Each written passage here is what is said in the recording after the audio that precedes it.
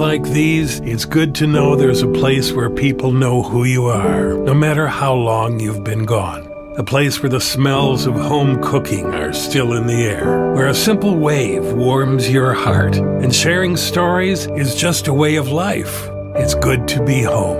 Agraria Insurance Company, protecting what's important in life. Contact your local Agraria Insurance Company agent.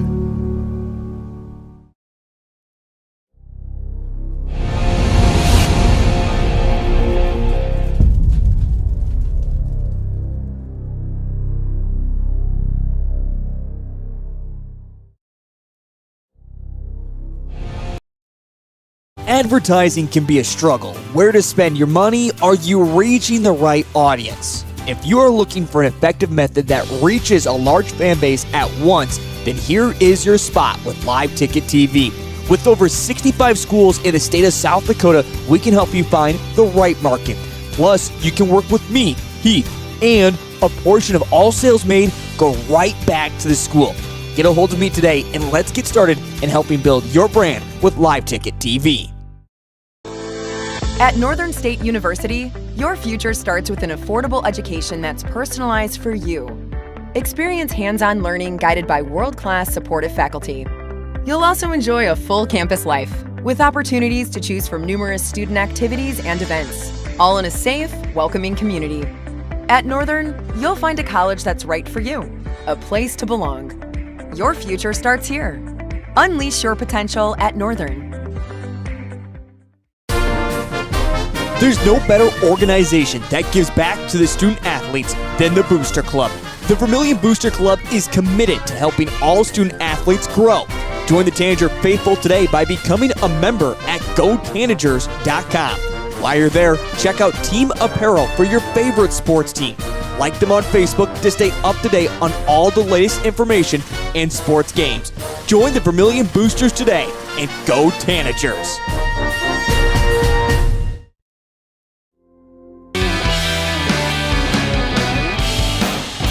Well, good afternoon. You can even say good evening. Welcome to Vermillion High School as we get you set for this, well, beginning as a quad, and it'll wind things down just into a duel coming up here this evening. Inside the birdcage on senior night, we have 4 different teams competing, and what was a question mark back on Tuesday to see if we would get this quad in with what looked like some questionable weather, but in the end, everything has cleared up for today, and the teams are here and ready to compete.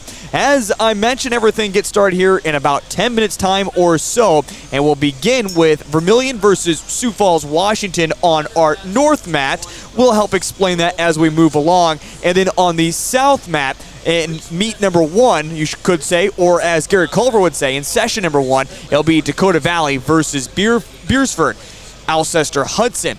In our second session, it'll be Beresford, Alcester-Hudson taking on Vermillion, and then Sioux Falls, Washington, Dakota Valley. And then to wrap up our third session of the evening, it'll be Vermillion versus Dakota Valley. It'll be at that time Sioux Falls, Washington, and Beresford, Alcester-Hudson will actually leave due to these two teams competing just recently. They decided not to compete for tonight. But again, we'll make sure we keep everything straight and that we get ready for some wrestling here tonight. Again, on senior night here inside the birdcage, we'll talk more about our seniors coming up with Gary Culver. And speaking of Gary Culver, we've caught up with him several different times throughout the season. And if you've missed out on any of our conversations, let's revisit those once again, as I did catch up with the coach Gary Culver yesterday to talk about the season so far and what we should expect from the Vermillion squad for this evening. Here he is on our pregame show. It's Gary Culver. Well, as we sit down with head coach Gary Culver of the Vermillion wrestling team once again. Coach Culver, it seems like it's been several different times throughout the season I've caught up with you, whether it's getting ready for a wrestling tournament that hasn't happened because of the weather. Maybe it's happened because of basketball games that you've joined us at halftime. I guess let's go back to it. As we do close out the season, how have things been as we look back over it all this year for your squad, Coach? Yeah, just kind of a summary of our team and kind of overall season. We're a young team. we're not filling our heavyweight position right now, but we're filling all the other weight classes. Now, when you say fill the weight classes, there aren't 13 wrestlers that are 3-time state champions in all those 13 weight classes for us. But, we kind of have a mix of, if you take the 13 weight classes, we have, 2 really outstanding wrestlers this year, Michael Robe at 138 and Raleigh French at 182 pounds. Raleigh's currently ranked 8th in Class A at the 182. And Michael is ranked number 3 now at 138. He just moved down to 138 too, kind of made that decision. Things looked a little better for him in terms of matchups at the state tournament, etc. And then, we got, 4 or 5 other wrestlers that, are experienced and have varsity competition under their belt. Podrick Fulton was a state qualifier last year. He's wrestling at 145, but, he's an 8th grader. Last year at 120, he ran into a lot younger guys, and now he's gotten bigger and taller and all those things. He is, running into those juniors and seniors still at that weight class, 145, and a little tougher go for him this year, but certainly a good wrestler, and he's going to be a good one for us still in the future here as we go forward. And Connor Matson has kind of always filled our upper weight divisions there for us, 195, 220. He has an opportunity to go to the state too, with his experience. And those 2 guys kind of round us out there, and, a couple other wrestlers that have experience. And then, the other weight classes we're filling with really inexperienced green wrestlers this year, sometimes first year out, or they're very young. Landon Posey is a 7th grader who has youth wrestling experience, but, this is his first go in the big leagues, so to speak. And, he's taken his lumps, but, he's weathered the storm. And Xavier Walker, an 8th grader at 120 pounds for us, also, had a good youth wrestling career, but that's different than, high school wrestling when you step up like that. So both those guys have scored points for us, and, they'll be good wrestlers for us in the future. So, about half of our 13 weight classes is experienced or good, like I said, Raleigh and Michael, and then the other guys are kind of young guys, bodies, if you would, filling in the spots, but that's okay too. Sometimes you get forfeits, sometimes you can move people around, so it forces teams to have to wrestle at least that weight class. So it's been good for us. Last week we had a couple great dual wins for us here at home in a makeup again. We talked about the weather there, but against Yankton and Dakota Valley, and 2 similar teams to us, young and inexperienced, with a couple good wrestlers on their lineup. So it was a good matchup for us, and we were able to secure 2 dual wins for us. And I think it kind of plays out a little bit like that in this quad that's coming up with Sioux Falls, Washington, Beresford, Alcester-Hudson, and Dakota Valley again. So that bodes well for us, being at home and all those good things. So that's kind of a summary of our team and kind of our season as it's gone. And of course, now it's winding down. 2 weeks from Saturday is going to be the end of the wrestling season. A week from Friday, we travel to Brandon Valley for the region tournament, and of course, that's where you determine whether you get to go to state or not. Top 4 wrestlers in each weight class. So that's kind of the summary, as quick as I can give it. Once again, that is Coach Culver here on the pregame show, kind of getting us set for what the Vermillion Tanagers have been through so far this season. We'll still catch up with the coach throughout the evening yet here tonight as we are about to get underway with our 2 mats for this evening, again on senior night as well. And just getting some news in from the coach, Gary Culver, as one of the seniors, Caleb Emerson, does not look like he is going to be able to go tonight for the Vermillion Tanagers. It was that game time decision, and also coming in at that weight class of 152 of where we are going to start for tonight. So Vermillion is going to open up right away with a forfeit going up against Sioux Falls, Washington. If you're just tuning in, again, a little bit of a a quad here that will finish into a duel on the north mat, or let's break it down as you see it on your screen there on the left side. Vermillion will be there the entire time. It'll be Vermillion versus Sioux Falls, Washington in session number 1, and then on the right portion of your screen, that will be Dakota Valley versus Beresford, Alcester-Hudson in that session number 1. In session number 2 on the left side of your screen, Beresford, Alcester-Hudson taking on Vermillion, and then in the right side of the screen, Sioux Falls, Washington versus Dakota Valley. And again, to wrap up the night in session number 3 of the evening, Vermillion will be taking on Dakota Valley. Sioux Falls, Washington, Beresford, Alcester-Hudson will not be participating in that third session. Two teams that have recently just seen each other, and they have decided not to go for tonight. So that is what we are getting settled for and getting ready for here on this evening. You'll also be able to watch here throughout the night with track wrestling scores and what is all happening. As again, right now on the left side of the screen, you can see Sioux Falls, Washington, and Vermillion scores. Up there, we'll bring you wrestlers and everything that is coming up. We'll get you that Beresford, Alcester-Hudson, Dakota Valley here in just a moment when all the information is passed along as things begin to fill up here inside the birdcage. Again, great to have you along here on Vermillion Tanagers Live, as this broadcast is brought to you by the Vermillion Boosters, supporting Vermillion and the student athletes. The Vermillion Boosters are always giving back. Check out their online clothing orders, which are currently open for the spring sports and close on February 15th. So about another week's time to get your spring clothing orders in. Again, you can check those out on GoTanagers.com, with a portion of the sales going directly back to the student athletes. So make sure you check that out today. Again, GoTanagers.com. We're going to take a quick break, and when we come back, we get you going for wrestling here this evening inside the birdcage on the campus of Vermillion High School. Back in just a moment on Live Ticket TV. Agriculture is like no other business, which makes Farm Credit Services of America like no other lender. Owned by the farmers and ranchers we serve, our customers have a voice in how we work, a stake in what we do, and share in our success. Discover a lender that works for you at Farm Credit Services of America. Hi, this is Kristen Cunningham with Chic Boutique by Kristen & Company in Centerville, South Dakota. We're an all-size inclusive boutique offering sizes small through 3X on many items, including denim jeans and jackets, shackets, pants, skirts, graphic tees and sweatshirts, joggers, school swag, hats and caps, many fashion accessories including purses and lots of jewelry. And we also offer gift items for birthdays and weddings. Get your shopping fix at 636 Broadway Street, Centerville, South Dakota. Open Tuesday through Friday, 10 to 7, and Saturday, 10 to 4. Let's be real. You work, you worry, you wait, you wonder.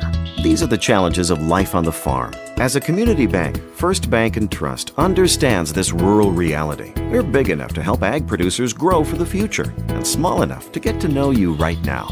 Our ag bankers have ag backgrounds, which means we'll help you work through the tough years and make the most of the great ones. First Bank & Trust. Real banking, real easy. Member FDIC, Equal Opportunity Lender. In times like these, it's good to know there's a place where people know who you are, no matter how long you've been gone. A place where the smells of home cooking are still in the air, where a simple wave warms your heart, and sharing stories is just a way of life. It's good to be home. Agraria Insurance Company, protecting what's important in life. Contact your local Agraria Insurance Company agent. Limestone canyons, flowing waterfalls, and pristine beauty make Spearfish a sanctuary for those seeking the ultimate escape. Outdoor enthusiasts will find top-notch sport climbing, mountain biking, and UTV OHV trails. Guests are steps away from peaceful hiking trails and tranquil streams. Relax and rehash your day's adventure at one of our award-winning local breweries. Finding rest is an important part of any adventure. Lodging in Spearfish comes with a variety of choices, from cabins, B&Bs, and campgrounds to the comforts of your popular brand-name hotels. To find your unique adventure in Spearfish, go to visitspearfish.com now. If you are self-motivated, accountable, and eager to learn new skills, we'd love to talk to you about a rock star career. Masaba in Vermillion is hiring full and part-time manufacturing positions for the rock industry. Masaba provides comprehensive training in a clean, safe, and state-of-the-art facility. Masaba offers competitive wages, a fun and interesting work environment and culture. Join our team of rock stars. Visit masabainc.com to learn more. At Northern State University, your future starts with an affordable education that's personalized for you. Experience hands-on learning guided by world-class supportive faculty. You'll also enjoy a full campus life with opportunities to choose from numerous student activities and events, all in a safe, welcoming community. At Northern, you'll find a college that's right for you, a place to belong. Your future starts here. Unleash your potential at Northern. The innocence of youth. Is there anything any better? But soon they'll be in high school and facing all the same challenges you faced. How to make friends, how to fit in, how to be cool. We want our children to have everything they'll need to live fulfilling and productive lives. Make sure the kids in your family are among the more than 57,000 participants here in South Dakota who take part in high school sports or activities.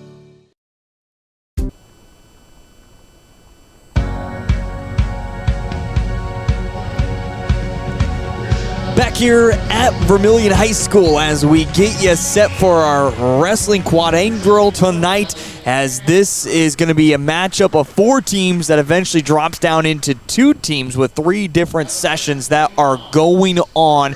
We'll keep you up to date on everything as it breaks down. Again, they're introducing the wrestlers here at the moment, as introducing them currently on the north mat at the moment, so kind of a little bit of a tough angle from where we are sitting, but we'll get you those here in just a moment, all the wrestlers that are competing for tonight. But let's continue on with our pregame conversation with the coach, Gary Culver, and what this means, this quad means tonight for all 4 of these teams as they get ready to participate, and what could determine who makes it to state and who ends up going home. How important is tonight? Here he is back on the pregame show. It's the coach, Gary Culver.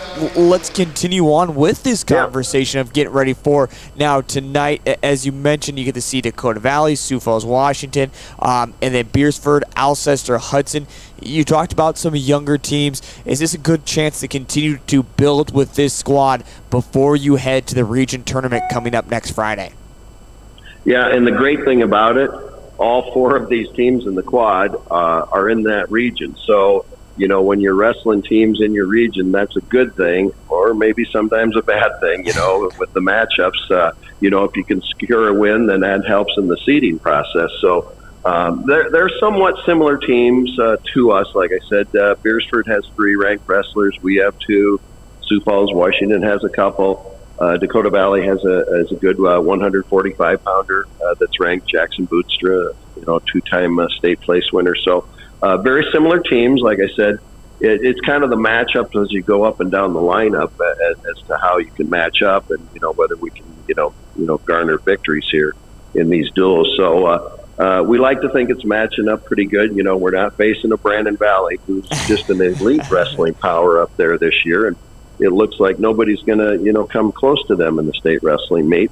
And then on the in the Class B, Canton's kind of similar like that too. So we're not facing a Canton or a Brandon Valley, and that's good for our kids and good for us to be at home too. And I think our kids really got excited last week facing Yankton and Dakota Valley, and 2 good matches, especially the Yankton match. It came down to the last few matches, and we did some shifting with people and got the victory. So our kids kind of saw that and got excited about things. So it was really fun there to see these young guys develop and find out what wrestling's all about. Once again, that is the coach, Gary Culver, here on the pregame show, talking about what this quad means tonight for these 4 teams, again, all coming from this same region that is going to be very difficult to get out of, if you will, to take teams, or I should say individuals, onto the state tournament. As you look at it, Brandon Valley and Harrisburg, of course, Brandon Valley just one of the favorites. Harrisburg has been also a big powerhouse team in class, or excuse me, in Region 2A. Otherwise, Sioux Falls, Lincoln, Beresford, Alcester-Hudson, Sioux Falls, Washington, Lennox, Vermillion, Yankton, and Dakota Valley, all within this region. Now, what determines if individuals and teams make it to state comes up next Friday. That'll be happening in Brandon Valley. They continue to introduce the individuals, all coming up in weight classes of who's going to be participating for this evening.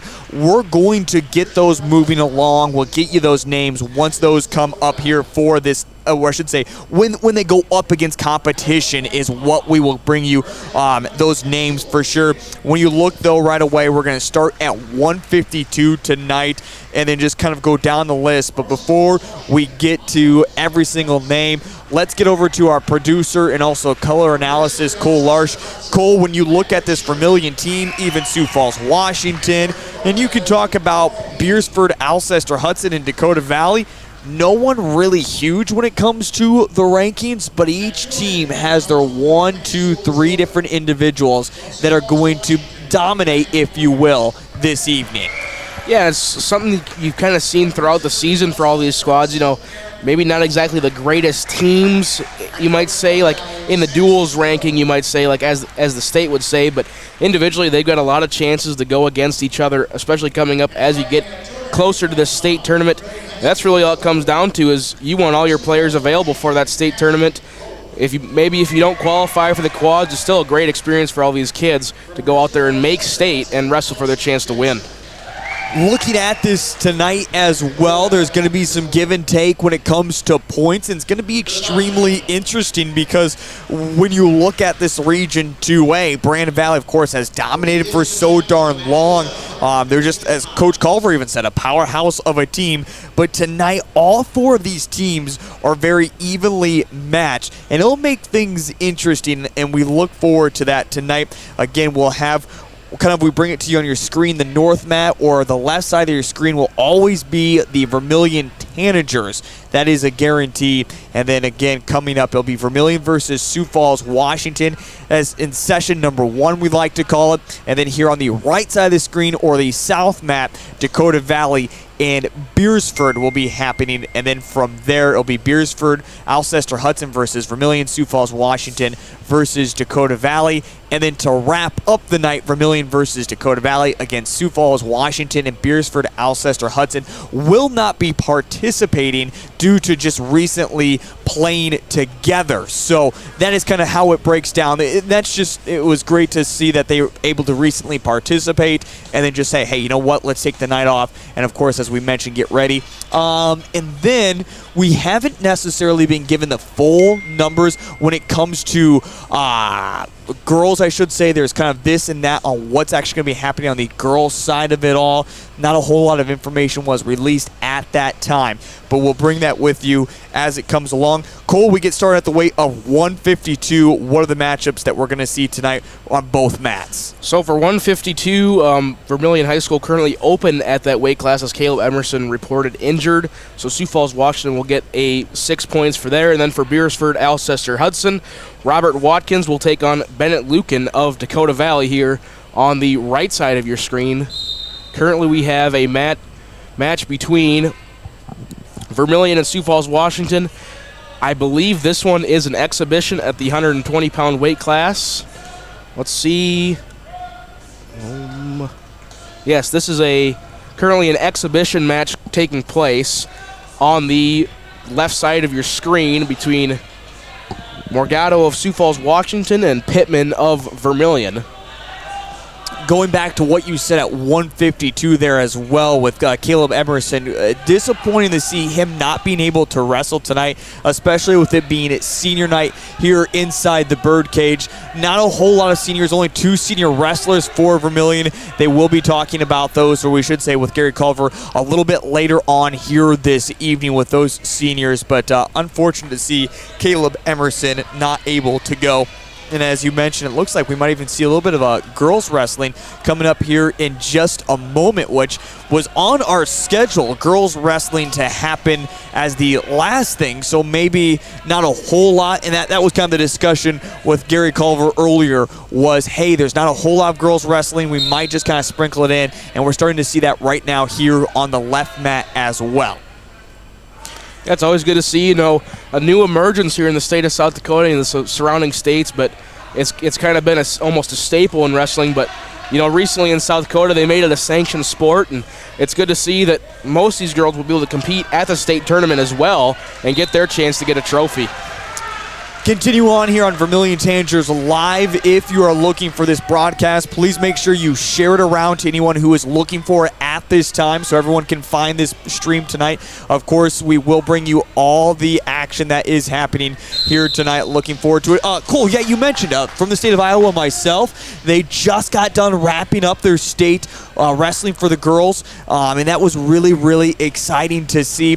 Talking to Coach Gary Culver for the Vermillion Tanagers, they do not bring any girls or do not have any girls on the team, but he was talking about this is a young team, and right now a few sixth graders that are looking to come up here over some time. So that will be exciting to see.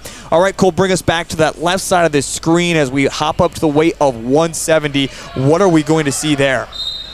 So we still got another exhibition match between Lincoln of Sioux Falls, Washington, and Moreland of Vermillion. You kind of see they're starting to skip around weight class. You can see on if you pull up their roster here, they've got plenty of extras in each weight class. They're just giving each other an opportunity to wrestle, get some experience before they start the actual match here tonight. So not quite into full-on wrestling, scoring-wise, if you will. Thank you, Cole, for making sure to keep everything straight here. And again, that track wrestling there at the bottom of the screen certainly is a big help as they continue to battle here on the right side of your screen. Again, girls action currently going on between Dakota Valley and Beresford, Alcester-Hudson, and then Vermillion, Sioux Falls, Washington. So we mentioned all four of these teams within the same region. The region tournament is coming up next Friday for a chance for teams to go to state. We mentioned it earlier, both teams all come in kind of with an interesting dynamic of who could make it on as individuals to state. Some big names for all four teams that have that opportunity.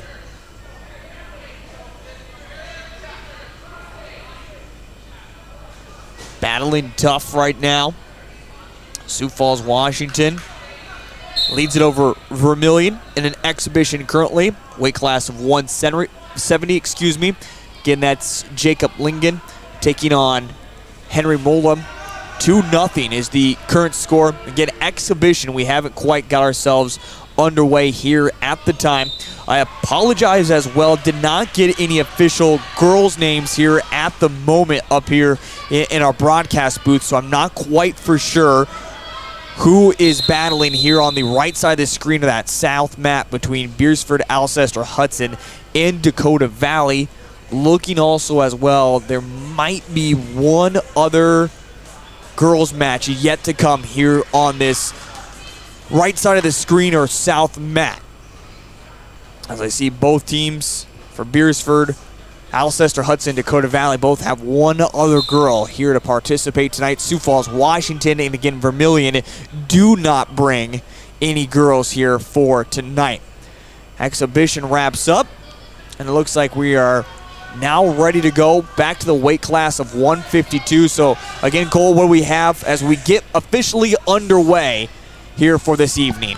Like you said, that Sioux Falls, Washington, Vermillion match officially started, but at the 152 weight class, Caleb Emerson injured today for Vermillion, so easy 6 points quick for Sioux Falls, Washington. That one, then they're going to move on to the 160-pound weight class, where for Vermillion, Gary Merkwan takes on Sioux Falls, Washington, Xanders Edom. That's going to be on your top left, still a left side, but just a little bit on the top, kind of move things around so you can try and see it a little better. Again, from our vantage point, the mat's a little far away, so we're trying our best to get a camera on it. But so an early 6-0 lead for Sioux Falls, Washington in the team point category, but still lots of wrestling to go. in that 160-pound weight class. If anyone hasn't been a part of wrestling or maybe doesn't necessarily understanding when it comes to scoring, Cole, how does scoring happen for wrestling and how it all comes about for teams getting points? So as we mentioned, a forfeit is 16 points. A win by fall or a win by a pin is also 16 points. And then you've got your decision for 3 points, your major decision, which is a win by 7 or less, so any win between 1 and 7 individual points, that'll be 14 points. Your technical fall is 5 points. That's a win by 15 or more. And then I think I skipped one. Did I skip one? Yes. Major decision, any win from 8 to 15 points, that'll be 14 points. And see, now I got myself all backwards. Decision 3 points, major decision 4 points, that's a win from 8 to 15. Technical fall 5 points, 15 or above, and then a fall or a forfeit is 6 points. There we go. And speaking of, we get another pin for Sioux Falls, Washington, and Xander Edman for the Sioux Falls, Washington Warriors. So they quickly lead 12-0 over the Vermillion Tanagers. As again, wrestling on the girls' side currently happening between Dakota Valley and Beresford. Alcester-Hudson, again, I apologize, have not been given any girls' names up here at the moment, so not quite for sure who is participating. We apologize for that.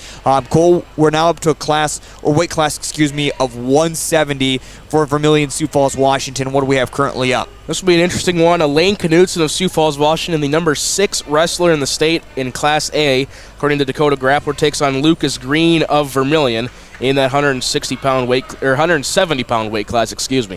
Yeah, you talk about Lucas Green there, who is a freshman. He just moved down to that weight class as well here as of recently, and quickly Luke Knudsen just on top and is able to get the pin. So quickly an 18-0 lead for Sioux Falls, Washington over Vermillion. As again, just kind of filling that spot, Lucas Green as a freshman, trying to make his way through and just kind of learning. You got to learn trial by fire, especially when you're taking on one of the top wrestlers in the state of South Dakota. Yeah, that's the name of the game right there, is get experience, especially when you're young. You can try out different weight classes, see which one works better for you, but ultimately if you just got to stick with a weight class, and if you get put up against the number 6 wrestler in the state, you just got to deal with it. Well, you talk about our next wrestler up. Of course, for Vermillion, this is a common name. Everyone loves this guy. Raleigh French is up at 182, number 8 in the state of South Dakota. He was a placer last year at the state tournament. Kicks a quick takedown, already leads 2-0, just 10 seconds into the match, and he's quickly on his opponent, which is Hayes Peterson from Sioux Falls, Washington. And Raleigh making some quick work. Now, we had our other coverage of the DAC 12 tournament. We did not see Raleigh after he picked up a chin injury and was out for that tournament. He, in fact, had to eventually get stitches on his chin, and it's been a couple weeks out, but he's back looking just fine, and it gets a quick pin. Took less than 40 seconds to get it done. Yeah, good experience for him, leading obviously into this state tournament. Good to get some team points for Vermillion as well as on this left mat as we see it, right mat on the screen. Still some girls' exhibition matches the way it appears. Apologize, we don't have any names that were brought up here, so we're just kind of flying by the seat of our pants in that aspect. But and going off that, Coach Culver was kind of just got here doing a lot of different things when it comes to a day here at wrestling, and all of a sudden he's like, I got this paper for you, got this paper, here's this, here's this, here's this. So it certainly is a very, very busy day, but yeah, we mentioned we apologize for the girls of not knowing who exactly is happening there on the bottom of the screen on that right side. Back in action, Cole, up to the weight class of 195. Who do we have?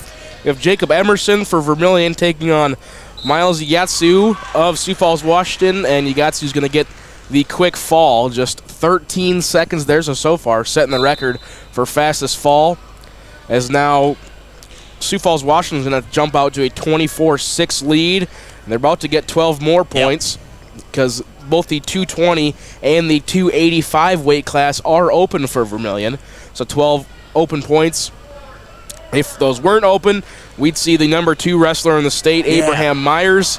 He's going to be interesting to watch, especially when I'm assuming them and Beresford Alcester-Hudson take on each other.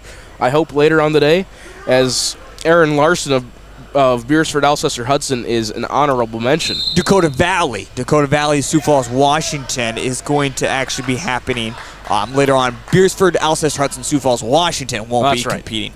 That's right. And again, that is just due to these two teams have recently competed and said, hey, we're going to pass. We don't want to compete at this time. Then, as you mentioned, throughout this entire season, Ross Baylor was supposed to fill the heavyweight spot.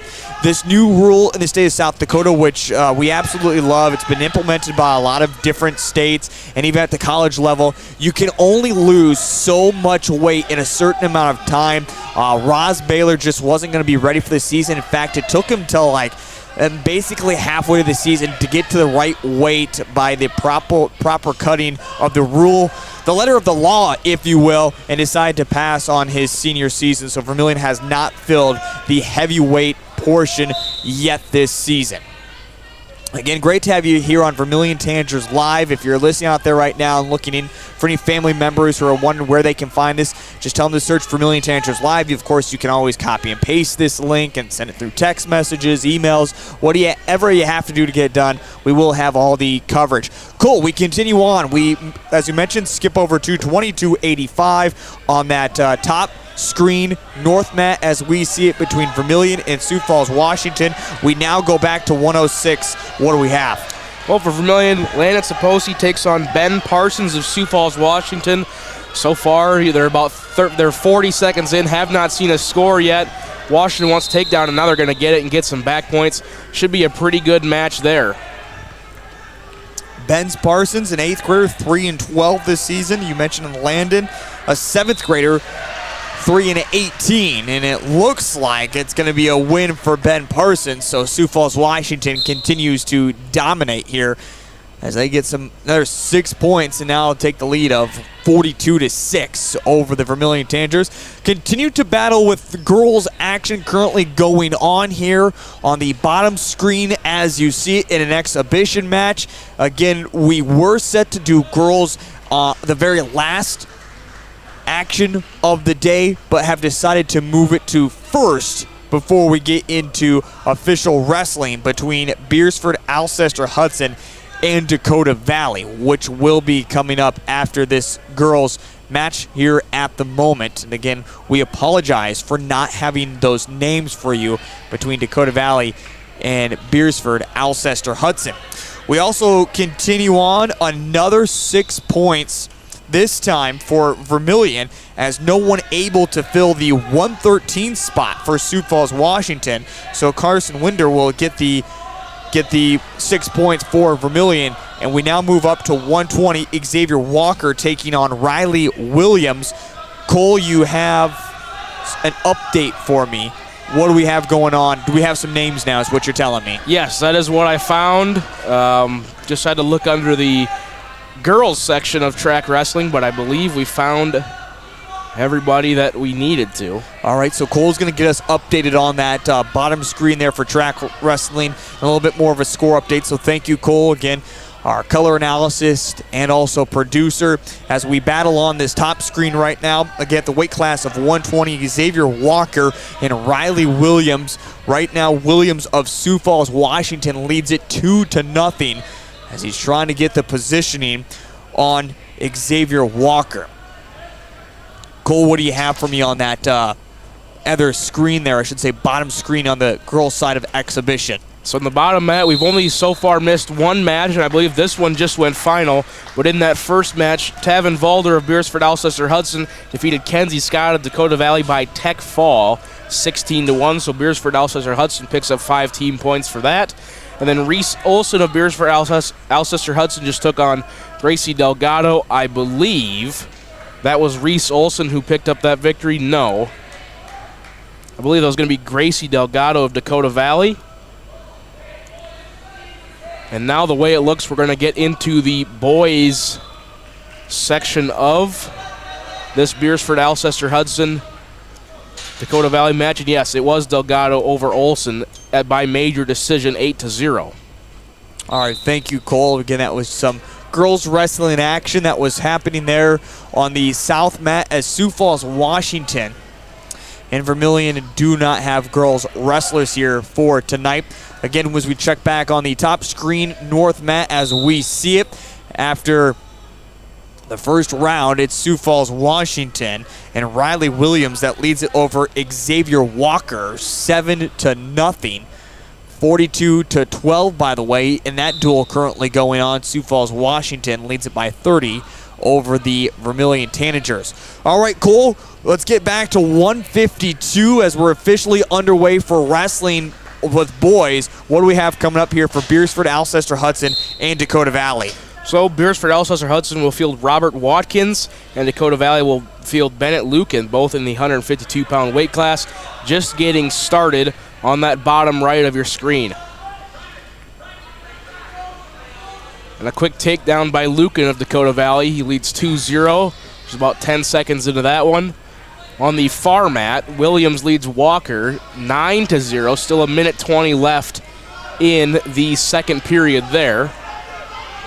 And we're going to move along very, very quickly with Vermillion and Sioux Falls, Washington, as coming up here in just a moment, a couple more open spots for both teams. So, in fact, as that one kind of actually almost gets close to wrapping up, this one just gets underway. And again, starting at the weight class of 152 of Beresford, Alcester-Hudson, and Dakota Valley. And a quick pin there for Watkins of Beresford, Alcester-Hudson over Lucan of Dakota Valley, so they'll get 16 points there. The next match will be Peyton Frederick of Beresford, Alcester-Hudson, honorable mention in Class A, taking on Lake Kitzner of Dakota Valley. 42-12.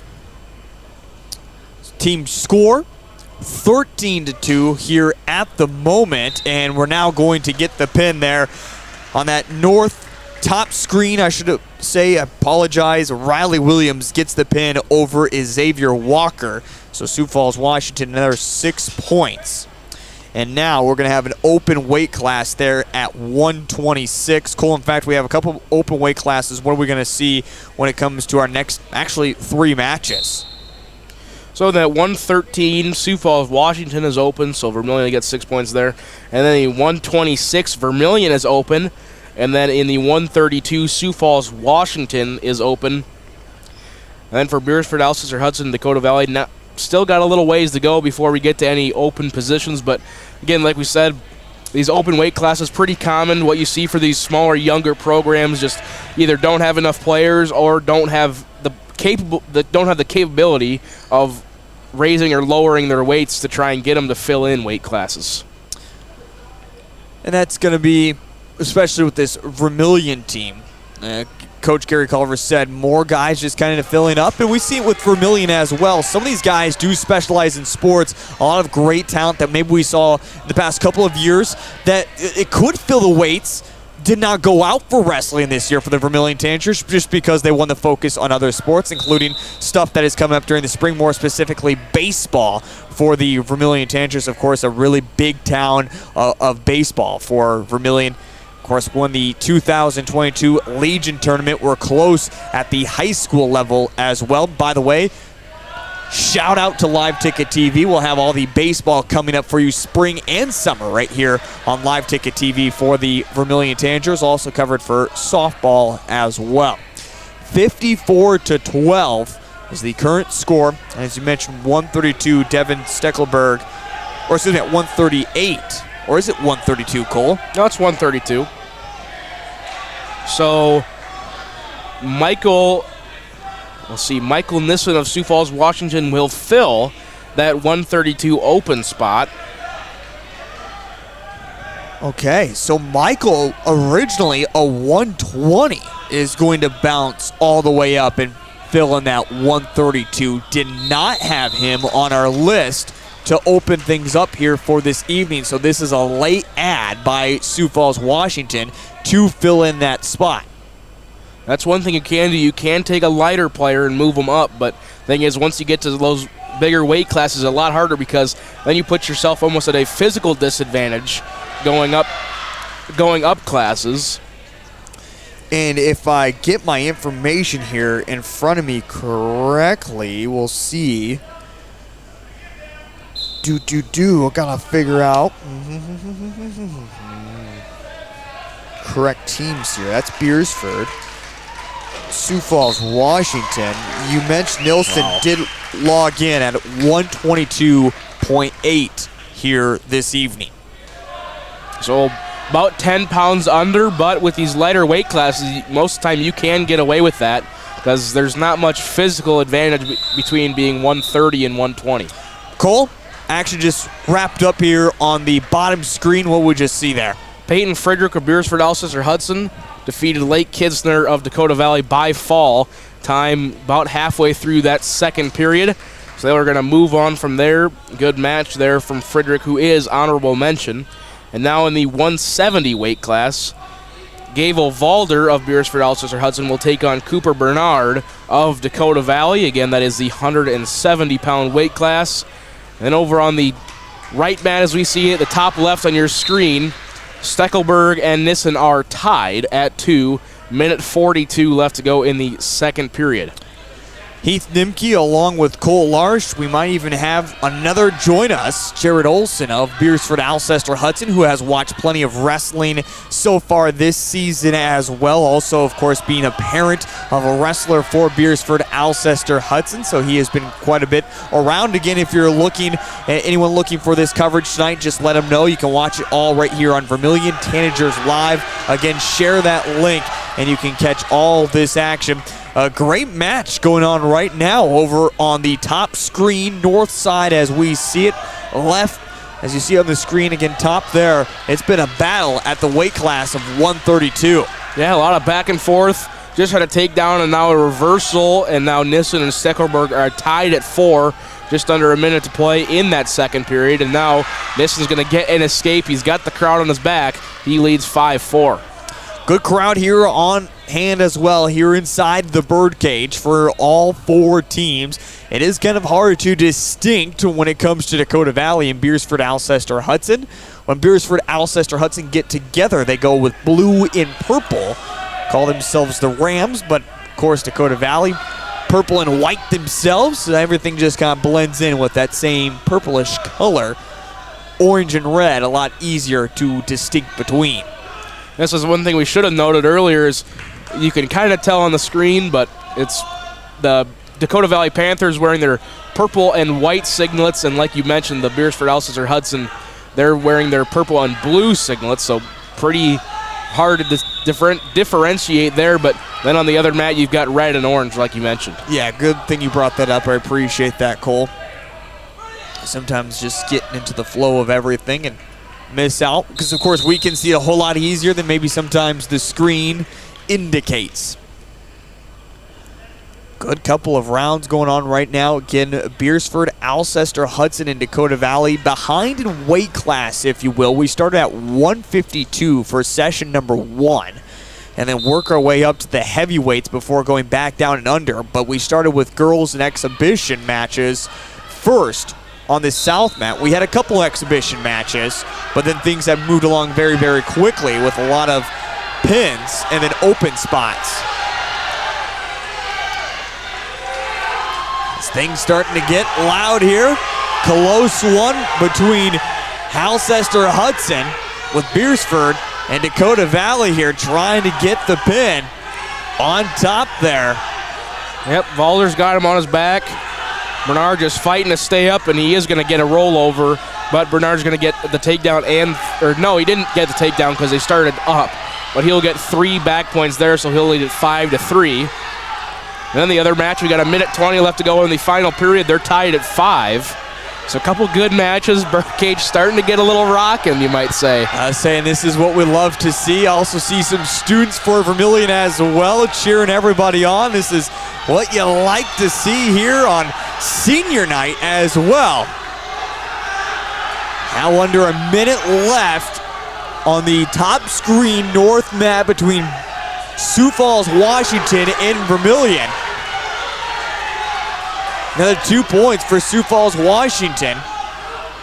There in Nielsen, he now leads it 7-5 with 40 seconds remaining here in the third. continuing to battle on our... So Valder's going to get 3 back points, but then he lost possession, so now he's going to get, or Bernard's going to get a 2-point reversal, as that's now 8-5 in favor of Valder of Beresford Alcester-Hudson.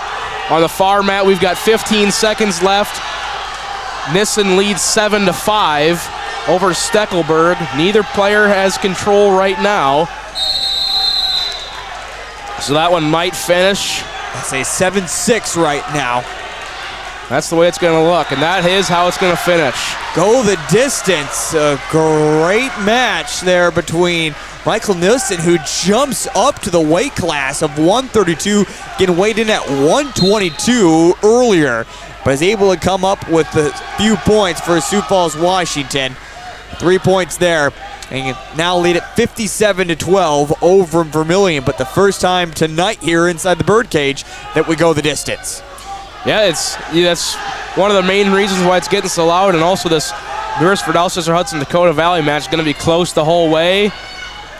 Valder's currently trying to get some control with that single leg, see if he can't try and flip him on his back. Then in the 138-pound weight class on the far mat, we've got Michael Robe, the number 3 wrestler in Class A from Vermillion, taking on Colin Winkleman of Sioux Falls, Washington. Robe just dominating immediately, wasting no time at that weight class of 138. Cole, back down to our bottom screen there. Bernard just got the fall over Valder. By time, I'd say about 5 minutes, that match was close the entire way. Whole lot of reversals. Good job, both those wrestlers, for sticking it out. Quickly, Michael Robe trying to make some work there, get the weight class of 138. In fact, we have this one and one more before we wrap up our action between Vermillion and Sioux Falls, Washington. Sioux Falls, Washington is going to win it no matter what. Again, just with some open spots there and a couple quick pins, but Robe trying to get it done here in this first round. He's right there. Hasn't quite got it done yet. He's looking to the official, battling in there tough. Winkleman isn't giving up any space, any room, trying to get off his back right now. Robe puts him back down, but again rolls quickly with the other shoulder and finally gets the pin. 121 seconds, but gets the pin. Another 6 points, and Michael Robe, there's a reason why he's ranked number 3 in Class A. And on the near mat here, we just had a double forfeit. Both spots open, so now we're going to skip down to the 195. Landon Church of Beresford Alcester-Hudson, the 5th-ranked wrestler in the state, will take on Noah Heedy of Dakota Valley. And we jump to the 145 on the top screen. North mat as we see it, as it's Fulton taking on Rivis Wells. And this again is the last match between Sioux Falls, Washington and Vermillion before things wrap up there. Again on that North mat, talk about pins and just some open classes have moved things along, but this Beresford Alcester-Hudson Dakota Valley is going to catch up very, very quickly. Dakota Valley fields about just half their team, so Beresford Alcester-Hudson's about to pick up quite a bit of points and move things along very, very quickly.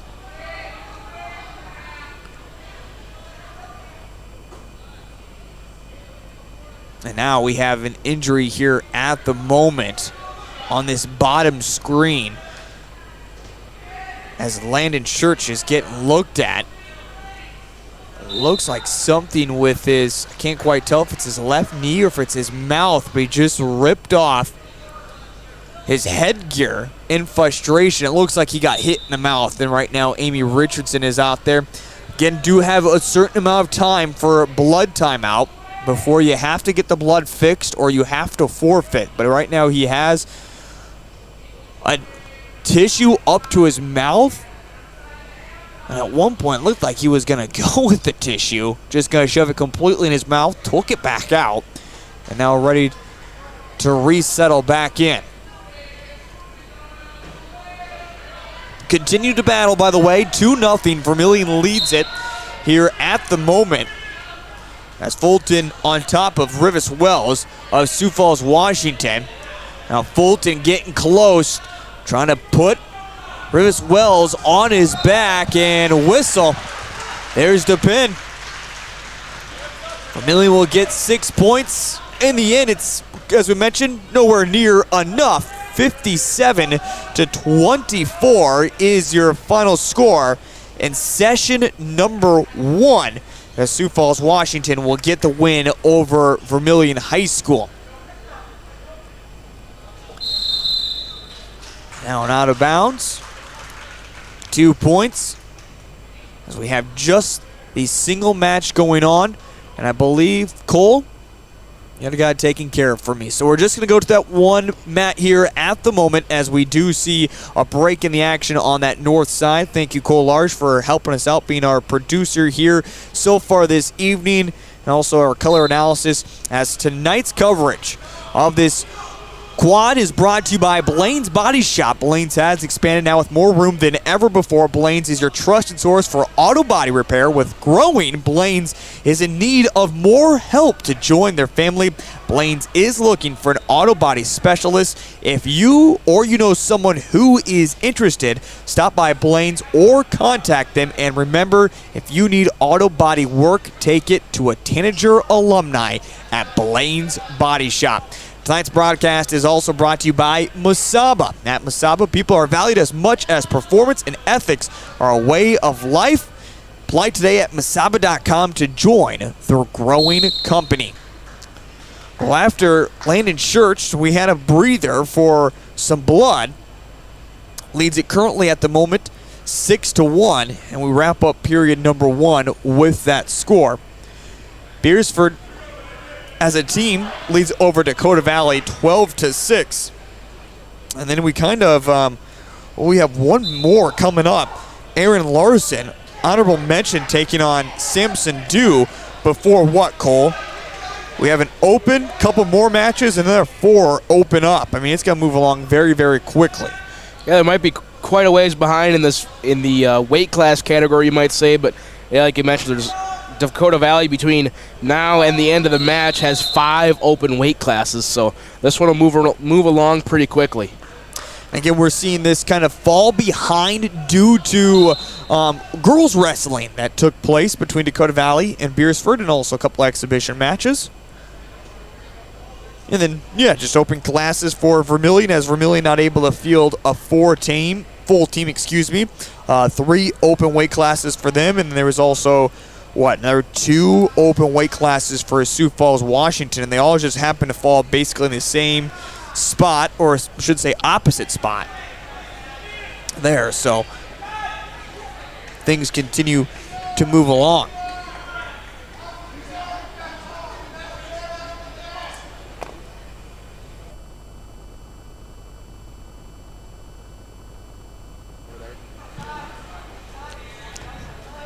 We will get to weight class 160 coming up here in just a little bit.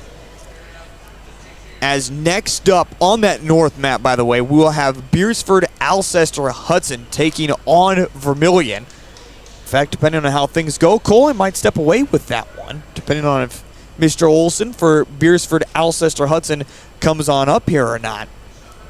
He's been out here watching his daughter earlier. I currently see him. Sent us some text messages. Sent us some pictures of us. Fortunately for us, we were not on each other's back. You weren't giving me a piggyback ride like we were the other night for basketball. I don't know what really happened there, to be completely honest. But it happens, so there we go. Get a GoPro up here. You'll see some interesting stuff in the broadcast booth. You still haven't done that, by the way. Well, you never text me and remind me. I didn't realize it was my responsibility to remind you to do things. Well, you texted. It's usually the other way around. You texted me today and asked me questions. Well, yeah, that was just what time to get here. And finally, so I didn't look like a doofus getting here 30 minutes early.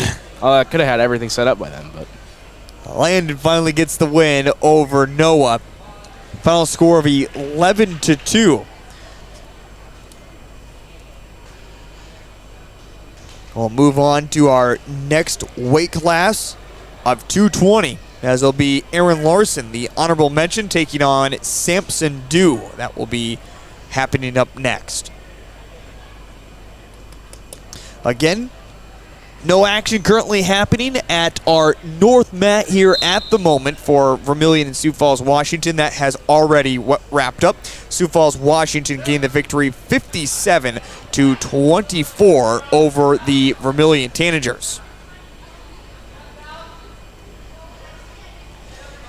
Aaron Larson, if I pull up all my information here correctly, as Cole, you mentioned, honorable mention.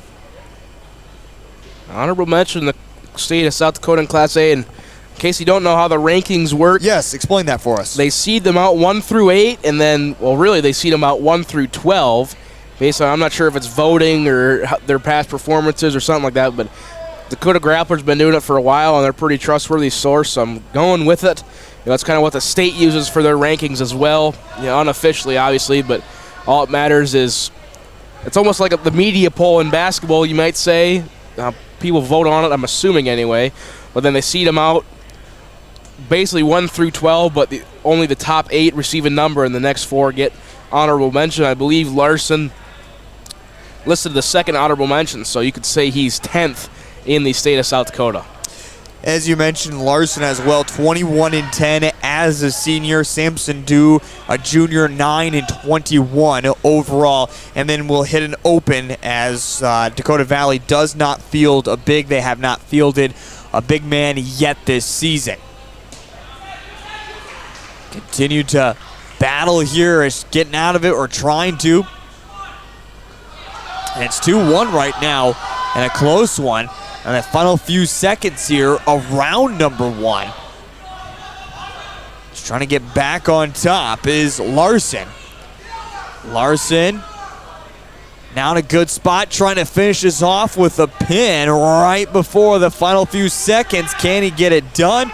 Can Samson Dew get out of it? Looks like Dew will be able to hold on here at the moment.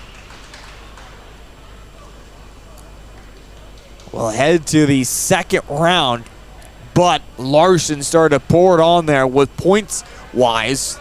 So we do head into the second and score now 9-3. Couldn't have said it any better myself. 9-3. So far, if he keeps up this pace, he might be threatening a tech fall. Again, that's when you win by 15 or more. They automatically stop the game once you lead by 15, and there's some wrestlers that actually go for that. They'll go for a takedown, then instantly try and get an escape, just so they get out of it, just to see if they can't try and get a technical fall without having to try and actually get a pin. Yes. Saw that a couple different times during our DAC 12 conference meet that we had right here on Vermillion Tanagers Live. Get to travel with the teams every once in a while. Of course, we also cover basketball here as well as one of our main sports with Vermillion Tanagers Live. And speaking of that, we will have more wrestling for tomorrow, more basketball for tomorrow. We'll get to that here in just a moment, but Aaron Larson gets it done. Yep, so he'll get 16 points for Beresford Alcester-Hudson. They're going to take a lead 24-6 in that match. And like you said, we've got an open, then we've got 2 matches, then we've got 4 more opens. So Dakota Valley will not be able to come back. Yeah. Actually, no, they have 1 more match after that. But you're right. They won't. Right, yep. They won't be able to make a comeback. So Beresford Alcester-Hudson is ultimately going to get the win against Dakota Valley. But I guess we don't go really necessarily for style points either. I mean, we're here to wrestle it all out.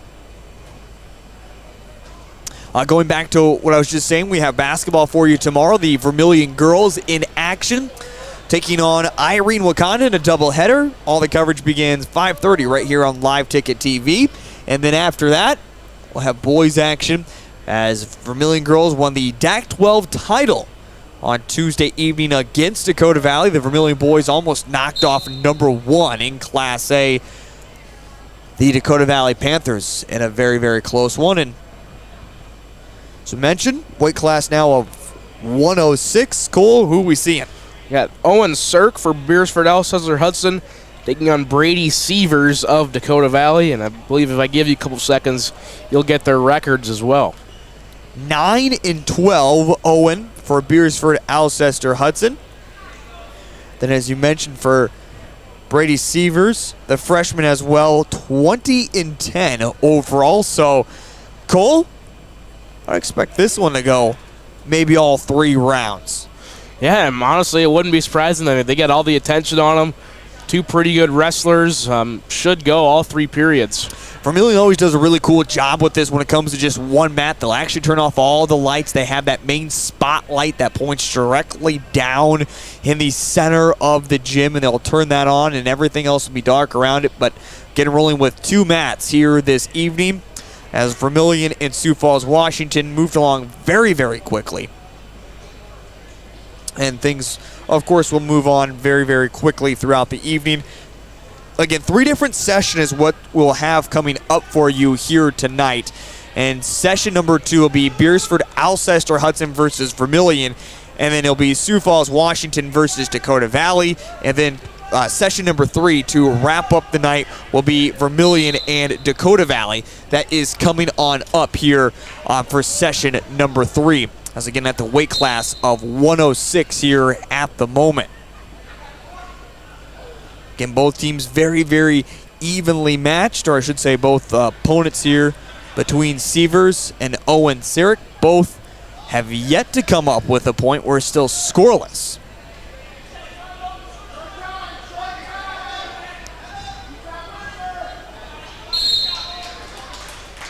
Out of bounds, and before we wrap up round number 1.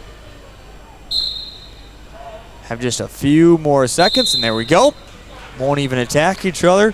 That's the end of round number 1. So Cole come up with no scoring there. Yeah, and that's sometimes you'll see against these 2 good wrestlers, I should say evenly matched wrestlers. Sometimes you get periods where they don't score, but here's where you start getting at least 1, is where these period choices where wrestler gets the choice off the flip. If he chooses to go bottom, that means he's trying to get a point to try and get himself a lead in this close match, or if he chooses top, he believes that he can just ride his opponent out the entire period without sacrificing a point. And by the way, about 9 pounds is right now that Brady does have over Owen. Owen came in weighing in this afternoon at 95.5 compared to Brady at a straight 104. So a little bit of a weight advantage, but I don't know. When it comes to this small of guys, you don't necessarily always notice the difference when it comes to that kind of weight. Yeah, like I kind of said earlier, there's that you'll definitely notice a little bit of a difference in the weight, but between the physical advantage, I mean, you don't really notice much of it between the differences in weight until you get up to the heavier weight classes. Specifically, you look at like the 145, 152, 160, 170.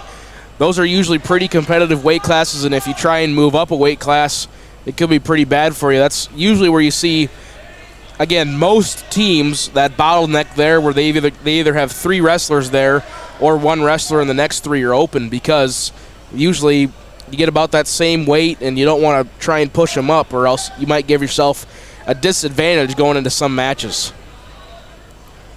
Continue to roll along here in the second period. We expected, as we mentioned, this one to go all 3 between these 2 competitors who are very evenly matched. Have yet to see any scoring for Dakota Valley or Beresford Alcester-Hudson.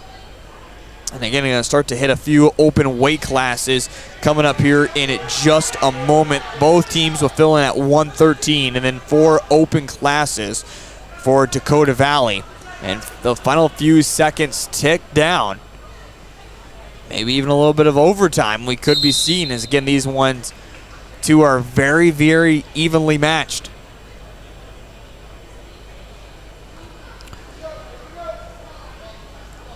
So reset.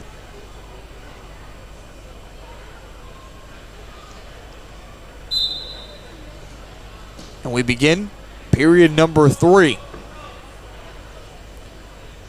All you're doing, looking for a point here. If you're either one, quickly on top. Owen Sirik of Beresford Alcester-Hudson. Trying to get the Brady on his back. Has him tangled up with both arms.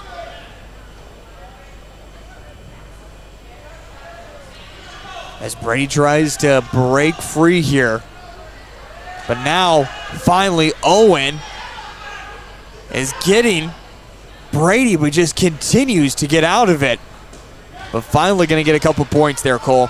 He had 2 back points. It was close to no back points because it looked like he had him there for 2 seconds. And realized if you get him 3 seconds, you get 2 points. 5 seconds, you get 3. So he was very close to not getting any back points there. But he did almost get a little lucky there. Got a couple back points. Now, if he plays it smart, he can just ride it out the rest of the way. But you got to be sure you don't get a stalling warning or a stalling warning. And then if you get an actual stalling penalty, that'll be 1 point for Seavers of Dakota Valley. Right now, 2-0 again. Owen leads it over Brady.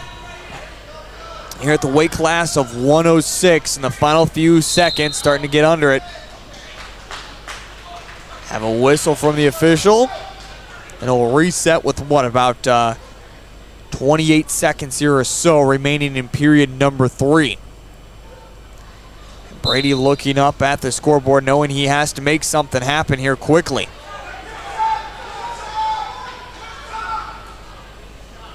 Owen continuing to stay on top. Leading it 2-0. Here in period number 3. Final 10 seconds coming up, and all Owen needs to do is ride this one out. He's going to pick up a couple more points, and in the end, get a 4-0 victory. So I'll give Beresford Alcester-Hudson another. Actually, that'll almost be 6. I almost said 6. It'll be 3 team points for them, so they'll lead 32-6. And now we'll have in the 113-pound weight class for Beresford Alcester-Hudson, Dexton Miller will take on Cameron Curry of Dakota Valley. Cameron Curry, just a 7th grader, 4-9. So you mentioned Dexton, also a 7th grader, 14-6 overall. So could see an interesting matchup here once again. 14-16. Oh, excuse me, 14-16. Did I say 14-6? Yeah. I apologize. That's okay. I forgive you. That's why you're here with me. Again, we have seen quite some break in the action on that north mat. We are rolling 2 mats here this evening, but things moved along very quickly between Vermillion and Sioux Falls, Washington. Once things wrap up here, we'll get you set for Beresford, Alcester-Hudson, Vermillion, and then Sioux Falls, Washington in Dakota Valley. I don't want to say things fell off a schedule, Cole, because, things are just moving along here. But just saw some girls' matchups, an exhibition that we saw. And now, taking a look here at Dakota Valley and Curry for an injury, as it looked like he might have gotten popped there in the eye. I think that's what they're looking at. Referee stopped it immediately. Noticed something wasn't right. Again, for injury time, you get 2 minutes. I'm trying to think now, because I know blood time's 5. Yep. Injury time is, I think it is 2. That sounds correct. We're at a disadvantage as well. We can see one scoreboard. We can't see the other. That is correct. And unlike what we saw earlier in Dakota Valley, there's not a whole bunch of TV screens. Right. About There's not a bunch of big flat screens on each mat so we can see what's going on. We're pretty limited to what we can see basically on track wrestling for this, and they don't show blood time on this side. Or injury time, that was. Yes. I said blood time. I meant injury time. That's okay. That's why you're here. Uh-huh. And then, of course, you have Cole and I. Cole, I'm not afraid to admit that wrestling might be the one sport that I'm not anywhere close to being an expertise in. I'm definitely not an expert, but I was pretty blessed that through my years of elementary school, middle school, and high school, the MVP and now the MVP CS wrestling team, Mount Vernon, Plankton, Corsica, Stickney, they were able to field a couple really good wrestlers throughout the time, even a couple state champions a couple years. So, it's you think the crowd's big and loud here during that part, you should You ever been to a state wrestling tournament? I have been. There you go. See, it's about 6 straight hours, well, however long it is for a session, and then they take a break. It's about that long of just straight yelling. But you know what? Sometimes when you're sitting there in the crowd, all you got to do is just yell, and that's kind of the best part about it when you're sitting there watching, especially when you're like me. Again, definitely not an expert. I maybe know a thing or two, or I might act like I know a thing or two, but once you got there, you just started wrestling. You look over to somebody who actually knew what they were doing. Whatever they said, yell it. Sometimes. So there's some things you shouldn't have yelled. I'll say some things as a young kid, Cole Lars should not be screaming out loud there. 2-0 right now. Dexter Miller leads it over Curry. Now Beresford, Alcester-Hudson. And now Dexton close. Time starting to run out as well. I'm not going to get there in time, as it looks like it is time. And that is the end of period number 1. So Dexton Miller leads it 2-0. Yeah, as I mentioned, Cole, come from the state of Iowa, so of course wrestling huge in the state of Iowa. Didn't do wrestling myself when it came to high school. Always thought about it. Coach's son would have been at my weight class if you think about where I could have wrestled at, or just what I weighed back in high school. Shout out to Peyton Rice. The kid went on to state all 4 years, freshman through senior. Came close 2 different times, finished second at that weight class.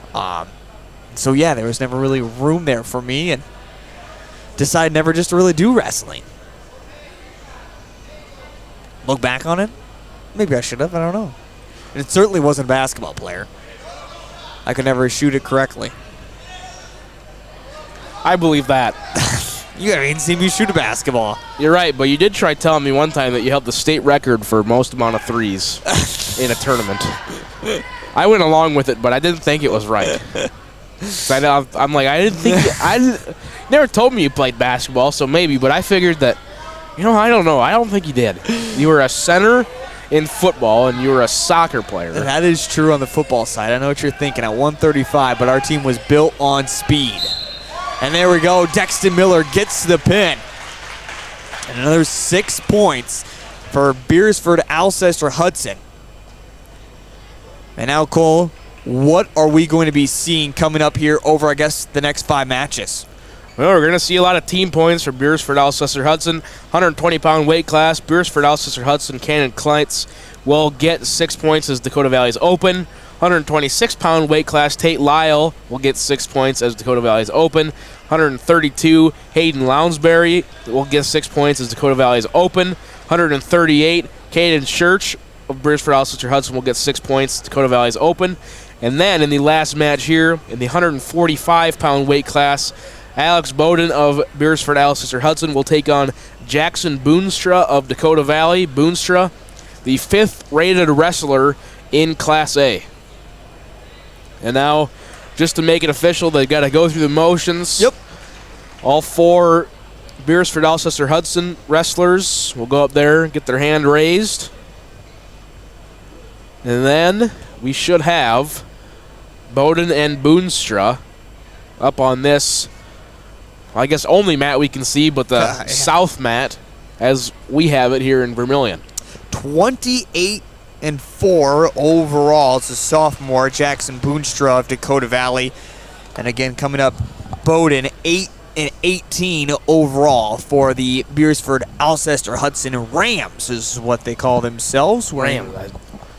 I knew it was something similar to that when I was making the YouTube thumbnail, but I couldn't quite place what it actually was. I do like the colors of purple and blue, though. I think some people say they wouldn't like them. I don't know. I kind of like the color combination that it blends in together. I don't really like it when they're going against Dakota Valley because it's too much clash. However, yeah, you take, see up next we got, I believe Beresford Alcester-Hudson takes on Vermillion. Yeah. Right next, yeah. Those will look cool. Blue and purple against red, but just the blue and purple against purple. Usually you don't see that, especially once you get later, is once you get to state, some of these teams like to use throwback singlets or different colored singlets. So you can never usually tell. Sometimes you can't even tell who's from which team because it's not even close to their colors. Yep. But I really like some of those throwback singlets. I remember looking at Canton. I remember that DAC-12 tournament. All of a sudden, someone was wearing yellow, and it was just like, what team is that? Oh, it's Canton is who it is. But it was just a complete yellow singlet.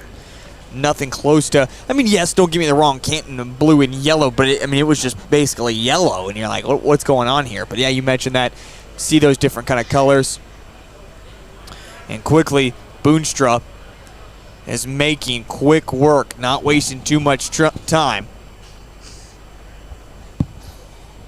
Isaac Bowden trying to stay out of trouble already quickly, 8-3. Again, saw some quick scoring, and now here's Boonstra starting to take over. He's getting to where he wants to be at. But again, Isaac able to get back onto his stomach here. Jackson Boonstra looks up at the scoreboard, resets his body. 11-3 already here in period number 1, now 14-3. And again, this is the last match here. 63-6 is the scoring. Again, when you field, 5-6 open weight classes for Dakota Valley. Very, very tough to win anything. Yeah, and ultimately when it gets down to it, some of these teams, if they can't field the full roster, maybe you don't really have a chance at winning the duel. It's just more for experience as we get closer to regions and get closer to state, because ultimately the only thing your team record shows you is if you qualify for state duels. And most teams, that's not even in the realm of possibility because they can't field a full roster, but you give these individuals some chances to really show themselves and get some more experience before state. That's really what most of these duels are all about. Yeah, you mentioned the team portion of it as well. You just get the bigger schools, and you see a lot more guys to pick from, if you will. It just makes it a whole lot easier. Like a Brandon Valley. Well, the reason there's a number 1 when it comes to Class A, and you see how big of a school Brandon Valley is. I mean, and the big tradition as well. Absolutely, and the biggest thing is you look at their roster, they've got a full varsity roster, they have a full junior varsity roster, and then some more wrestlers to go on with it. I mean, it's just impressive what they can do with the amount of players that they have. Yeah, they've been kind of a dynasty, if you will, over the past few years, and are looking to continue that for quite some time. And finally, Boonstra is going to get the pin there. And for Dakota Valley, they'll finish off with 12 points. Beresford, Alcester-Hudson, those going to get the win. 63-12 is your final score. 69-6. Oh, no, I do have them backwards. You're right. Hey, Cole, come on, give some points there for Dakota Valley. I had them switch around. That's my fault. So again, we are actually going to take a step aside, hear from our advertisers as we get everything switched around. Coming up next, it'll be Beresford, Alcester-Hudson versus Vermillion. And then in our second mat back here on the south side, it'll be Sioux Falls, Washington versus Dakota Valley. We will start at the weight class of 160. We will get you the full wrestlers. All that is coming up here in just a moment on Live Ticket TV. Farmers know crop insurance is essential for managing risk. It's also valuable for maximizing revenue. The crop insurance officers at Farm Credit Services of America have proprietary tools and expertise to deliver the personalized crop and revenue protection you need for the peace of mind you want. Nobody delivers crop insurance like this. Discover the difference by calling 800-884-FARM. Agriculture works here. Birds like tanagers are great at flying out of the way to miss your car. Deer and other drivers are not. If you're in any kind of accident, bring your vehicle to Blaine's Body Shop in Vermillion. We repair your vehicle to pre-accident condition and handle the entire process from start to finish, including an accurate estimate and dealing with the insurance adjuster. So good luck to the tanagers, and if you're in an accident, bring your vehicle to Blaine's Body Shop. Blaine's Body Shop. Automotive collision repair. Let's be real. You work. You worry. You wait. You wonder. These are the challenges of life on the farm. As a community bank, First Bank and Trust understands this rural reality. They're big enough to help ag producers grow for the future and small enough to get to know you right now. Our ag bankers have ag backgrounds, which means we'll help you work through the tough years and make the most of the great ones. First Bank and Trust. Real banking, real easy. This is what matters. This is beyond X's and O's. This is the difference mutual respect makes. This is what character looks like. This is what defines us in South Dakota. This is sportsmanship. School sports, it's not the outcome that matters most, but the way the games are played. This message presented by the South Dakota High School Activities Association and the South Dakota Interscholastic Athletic Administrators Association.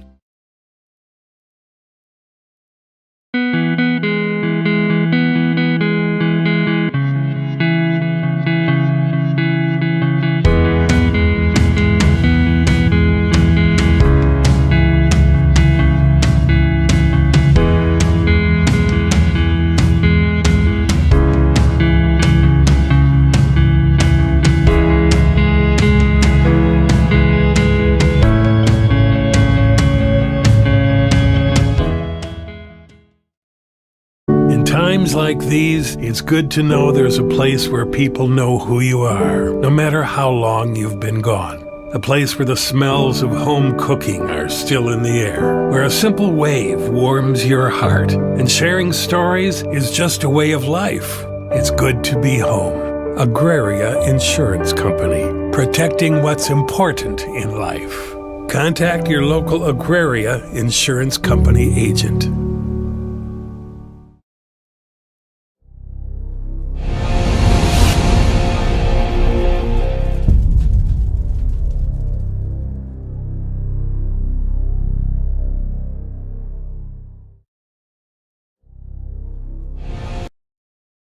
Advertising can be a struggle. Where to spend your money? Are you reaching the right audience? If you are looking for an effective method that reaches a large fan base at once, then here is your spot with Live Ticket TV.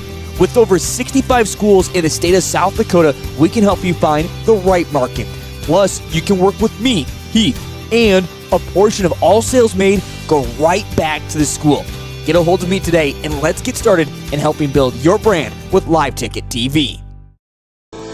Welcome back inside the birdcage on the campus of Vermillion High School. Great to have you along here on Vermillion Tanagers Live, along with our producer and color analysis, Cole Larsh. I'm Heath Nimke. We're back into action as we just got wrapped up, if you will, with session number 1. Sioux Falls, Washington beat Vermillion 57-24. And also in session number 1, it was Beresford Alcester-Hudson that beat Dakota Valley 63-12. And now we get ready for session number 2, which will feature Sioux Falls, Washington versus Dakota Valley, and also Vermillion versus Beresford Alcester-Hudson. As you see it, top screen on the left side will be Vermillion High School and Beresford Alcester-Hudson. And on the bottom right screen, Sioux Falls, Washington versus Dakota Valley. We will start at the weight class of 160 for both teams. Well, I should say for at least Sioux Falls, Washington and Dakota Valley. Cole, what do we have going on there on the north mat or top left, if you will? So it appears that we've got a... Oh, I've got my scoreboard mixed up, so I'll get those fixed eventually. But we've got an exhibition match between Vermillion and Beresford Alcester-Hudson at the 106-pound weight class. Try and get some names for you eventually. And I'll continue on here with Cole. At the 160 weight class right now, as you're adjusting those scoreboards, we apologize. Xander Eadman is taking on Lake Kitsner against Sioux Falls, Washington versus Dakota Valley at the weight class of 160. So go 160 down all the way to our bigs and then go back up to 106. I believe they're doing a exhibition at 160. Oh, are they?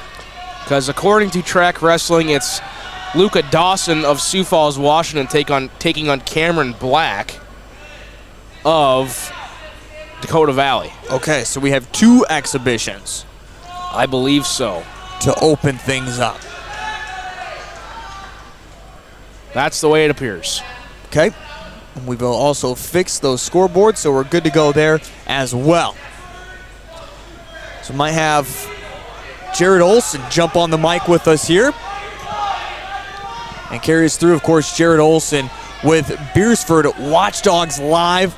Has been able to watch plenty of wrestling so far this season. Again, currently 2 exhibitions that are going on.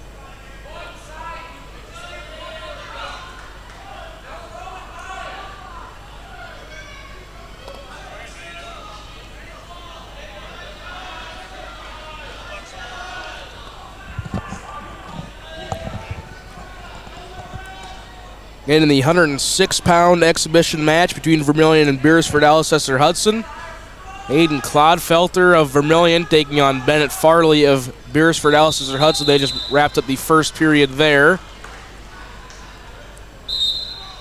It score 4-0 in favor of Clodfelter, and now in this exhibition match here on the near side, Luca Dawson leads Cameron Black 1-0 after period number 1. All right, Cole, welcome. Well, welcome to you. Myself, I guess, yeah. No, I'm used to the other side of this where we're, in watchdog territory and welcoming people in, and I'm getting myself caught up here. It's pretty common for me to say watchdogs, but when we do go to wrestling, I do have to remind myself we are now the Rams.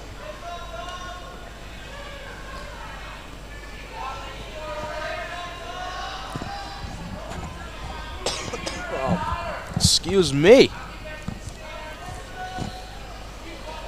Yeah, it's been a busy week for the Rams so far. We, with the weather, picked up an extra triangular on Monday, which worked out well. We were able to do senior night, get a few extra matches in for the kids, and Tuesday night we traveled to Mount Vernon, and then tonight here. So kind of that last push before we start thinking regions. How'd you like it up in Mount Vernon? It was good. Nice drive up there, of course.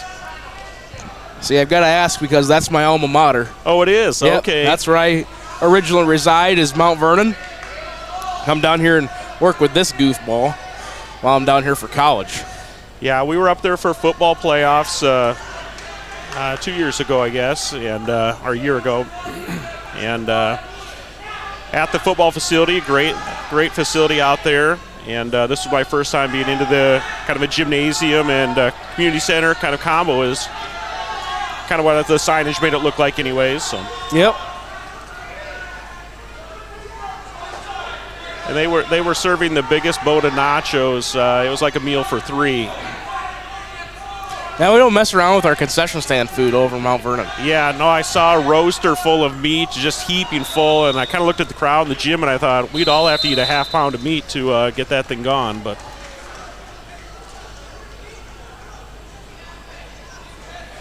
what are you saying to me right now? Yeah, you can speak to me. You can use your English. On which mat? yeah, so I believe we're going to get a girls' match here between Olivia Colbreck and Taven Valder coming up. Get the exhibitions going before we start the actual matches. Again, currently both exhibition matches taking place before we get started. Both will start at, I believe, 160 pounds for the second duel of the night after they finish the exhibition matches. As on this near mat, or on the bottom right mat as we see it, Cameron Black of Dakota Valley leads Luca Dawson 11-2. And on the far mat, or the top left mat, Farley leads Clodfelter 7-4.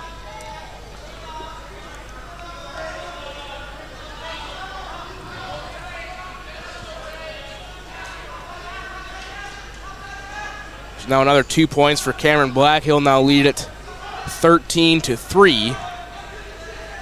With just under a minute to go in the third period.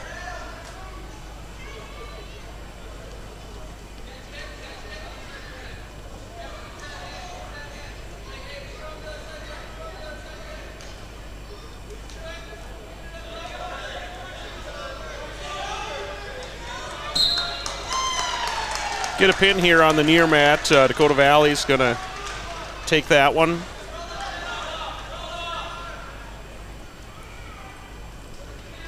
Actually, we're going to get not Valder. We're going to get one of the Dakota Valley Panther wrestlers going against Colbrecht from the Warriors.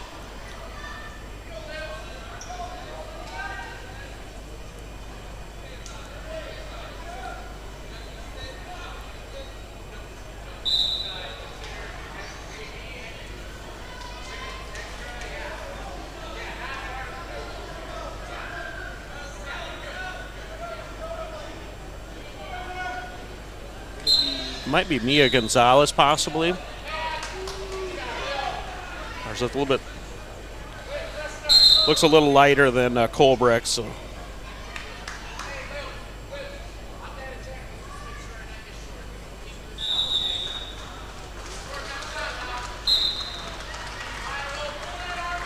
And I do not believe that this one is on track wrestling,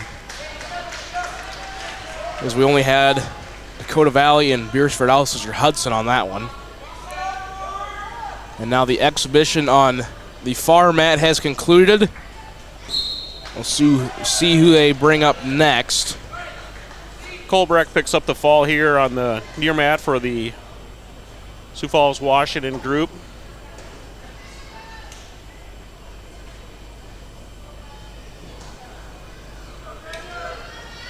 And now it's another exhibition match over for the Rams. That'll be Sebastian Castillo, I think is the last name.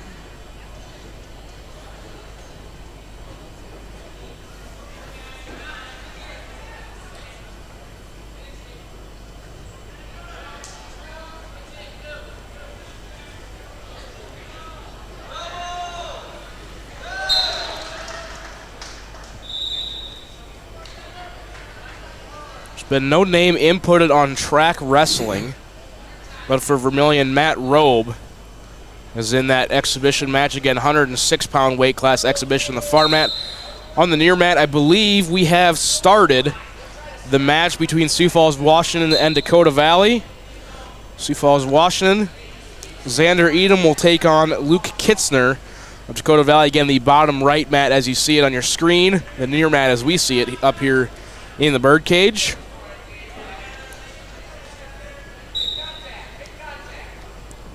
Yeah, Sebastian is a sixth grader for the Rams.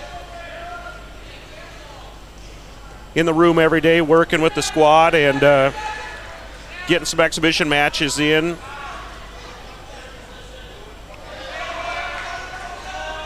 That's always great to see, to build a program, is get these young guys in that wrestling room for practice every day and get them some experience. Even though they might not be able to wrestle the older guys, just get to watch them every day and learn from what they're doing and see what they can do to improve themselves. Yeah, that was a little bit of a change in philosophy, you know, as we did do that sports cooperative.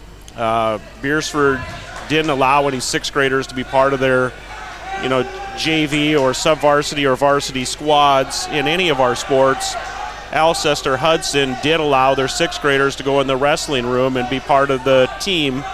And obviously restrictions on who they could wrestle, but that was their practice and ours, and it just became one of those opportunities for the school board to discuss it, and they created kind of a subcommittee to review sport by sport, numbers of participants, you know, safety, eligibility, and all those things. And kind of what they came out of that as a recommendation to the rest of the board was, let's allow the sixth graders to match what Alcester-Hudson was doing and let them come in. They're already kind of too big for maybe that youth program, you know, the little kids. And it's just an opportunity for them to compete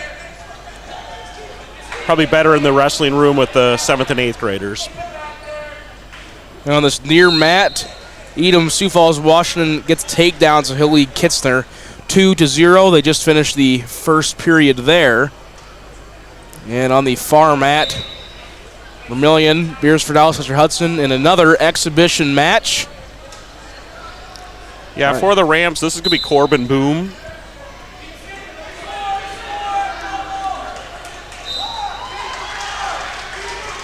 And for Vermillion, it was Reese Pittman.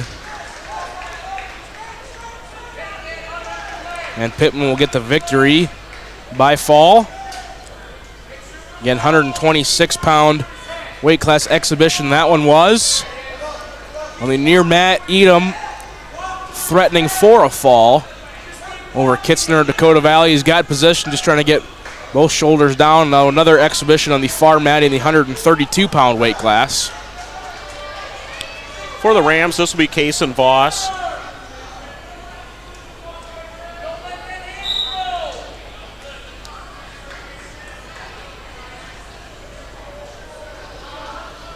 Two-point near fall on the near mat for Edom of Sioux Falls, Washington.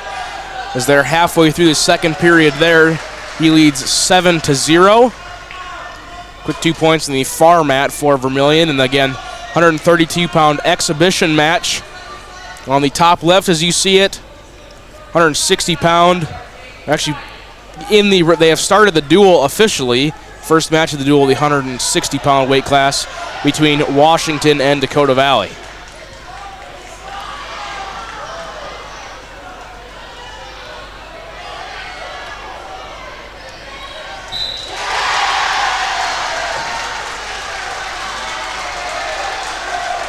Vermillion wrestler wins by fall, gets a roar out of the birdcage. Always good to see for these young kids.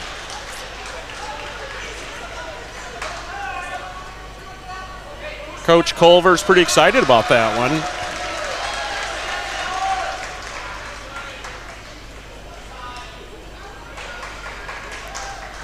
So now I believe. Okay, there we go. And now we're getting ready for they call that thing, is that a coin they call it? Whatever they flip in the middle? Yeah, I don't know if it's a token or a coin or what they call it, but whatever it is, they are flipping it to decide, I believe, whichever team gets the green or red bands. Denote the green or red on the scoreboard as well. And on track wrestling, and now Vermillion and Beresford Alcester-Hudson will officially start the match on that far mat at 160 pounds, excuse me. Gary Merkwan of Vermillion will take on Peyton Friedrich of Beresford Alcester-Hudson. Again, Friedrich, honorable mention in Class A. Yeah, Friedrich coming off of a knee injury, a great football player for us this last couple of football seasons. Knees have just really battled him, and he's finally feeling good, finally feeling healthy, and now he's kind of getting himself into what they're calling wrestling shape. And he said it was interesting. The first couple nights out, he thought he was still in decent shape coming off a football season, but he said, I got in that first period, felt really good. So the match went into the second, and he said, I started realizing I was gassed pretty quick. And he said, I forgot what wrestling shape was. And Friedrich picked up his 100th win. He missed all of last season with knee injury and part of the COVID year. Going to pick up the fall here. Get the Rams team off to a good start. On this near mat, as we just saw concluded, Edom took down Kitchener by fall, so Sioux Falls, Washington will lead this one 6-0. Lane Knudsen for Sioux Falls, Washington, number 6 wrestler in Class A, taking on Cooper Bernard of Dakota Valley. Early 2-0 lead for Knudsen. And Knudsen will get the fall, so Sioux Falls, Washington will extend their lead. And now they'll get even more points as Hayes Peterson will wrestle the 182 spot for Sioux Falls, Washington. 182 is open for Dakota Valley. Up for the Rams, that'll be Gavel Valder. Valder will take on Lucas Green of Vermillion in that 170-pound weight class. Valder is a convert. Started out as a basketball player. Kind of found his spot here, hopefully, with the wrestling squad. And this last summer, able to kind of get a little mat time and take part in a couple team camps. And really just kind of starting to find his stride here and fill a weight class for the Rams. So it's been good experience for him to get out there and get a lot of varsity action.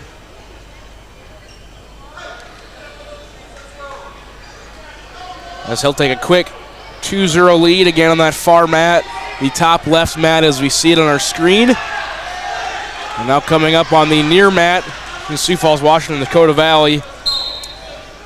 Miles Gatsu will take on Noah Heedy of Dakota Valley. And Sioux Falls, Washington leads the overall match 18-0, as that lead will quickly expand as Dakota Valley has plenty spots open in their roster. They got, I believe, 6 weight classes open on the roster. We saw Sioux Falls, Washington not that long ago. Miles, a tough competitor, really battled one of our Rams that night, and should be a good one here on the near mat to us. That's right, because Beresford, Alcester-Hudson, Sioux Falls, Washington not wrestling tonight because they just recently took on each other. Yeah, we recently dueled, and so we're not wrestling them tonight, is what I was told. So.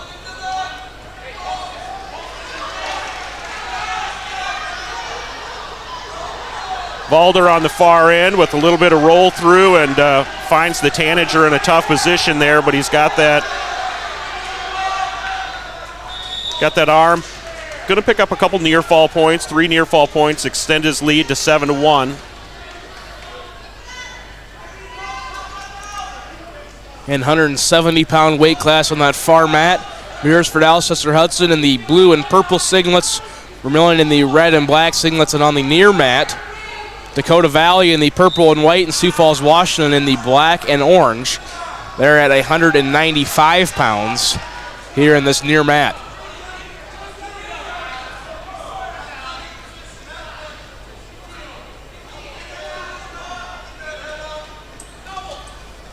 So far, no score here on this near mat.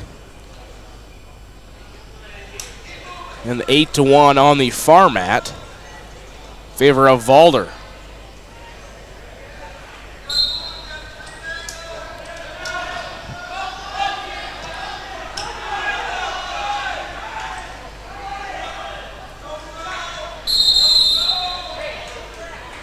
And it'll be scoreless after the first period here on the near mat. Beating Gatsu and Heedy. Far mat still 8-1. Minute left in the second period over there. Yeah, Valder, kind of what we maybe saw in his last match here when we dueled Dakota Valley. Had a little bit of a lead, just some of that inexperience kind of caught up with him, and he got caught. Similar type position here. Hopefully he can get kind of a base built back up and get reestablished here. 43 seconds left in that second period with an 8-3 lead.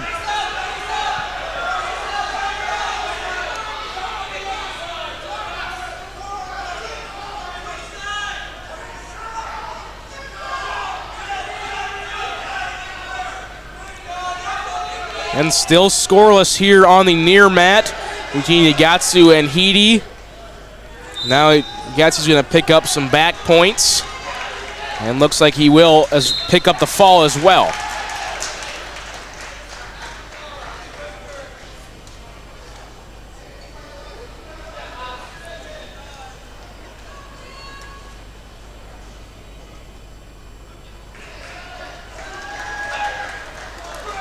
.18 seconds left in the second period on the far mat between Green and Valder.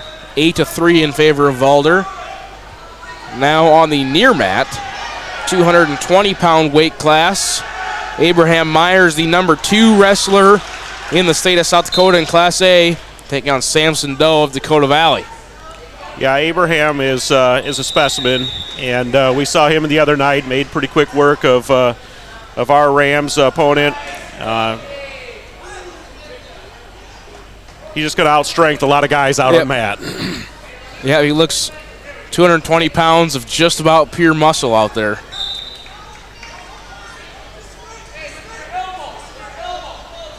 And now I've reached period 3 on the far mat.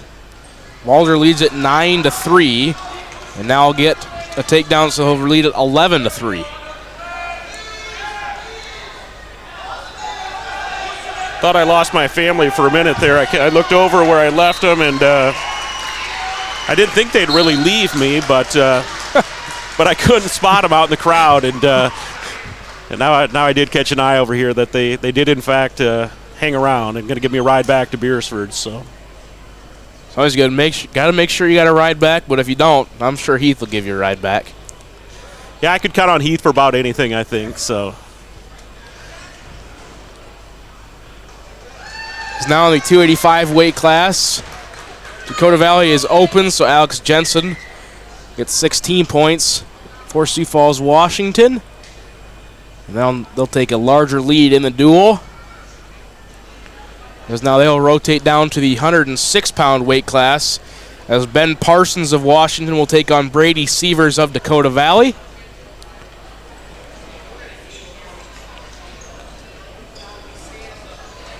Watchdogs are open at 182 unless Coach sees something ring slide somebody in. I don't know that he's got anybody. No, we're going to give up our normal. That's our one spot we don't have filled is 82.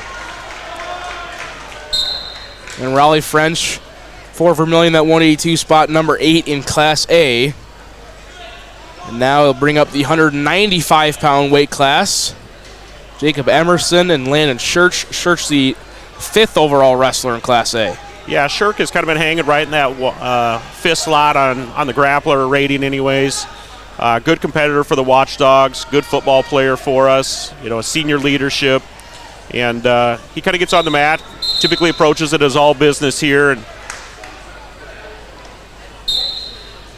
had a good interview with him the other night on senior night, really just kind of focusing on preparing for each mat and really looking at this region tournament as an opportunity to just really kind of culminate the season and get himself good positioning. Hopefully, if things go well. For a state tournament last year, just missed out on the placing rounds.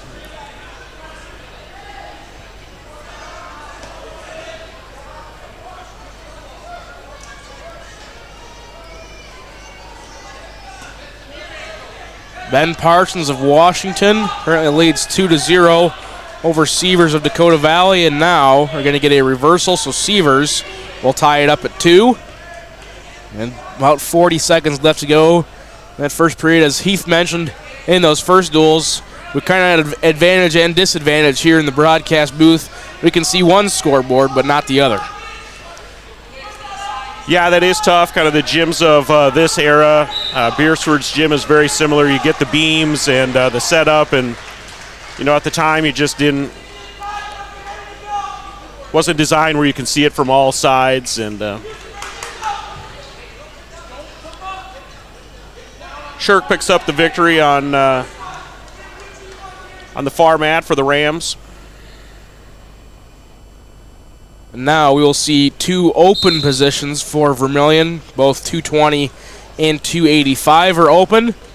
That'll extend their lead in the duel. So the next action we will see on that far mat, Owen Sirk, Beresford Alcester-Hudson taking on Landon Saposi of Vermillion. Yeah, 220 there for the Rams is Aaron Larson, a senior, and here at 285 is Alex Jensen, another senior. So again, Watchdogs kind of senior heavy there at 95, 220, and 85. So those are spots that the Rams are going to miss next year and have a tough time kind of filling in. But you never know how some of these guys, a little lighter and, freshmen, sophomores, and see how some of them kind of develop over the next year and if they can roll into a couple of those spots or not. And just began period 2 on the near mat. Parsons and Sievers tied at 2 apiece against Sioux Falls. Washington leads the overall duel 36-0. Also on the far mat, the Rams lead the Tanagers 30-6.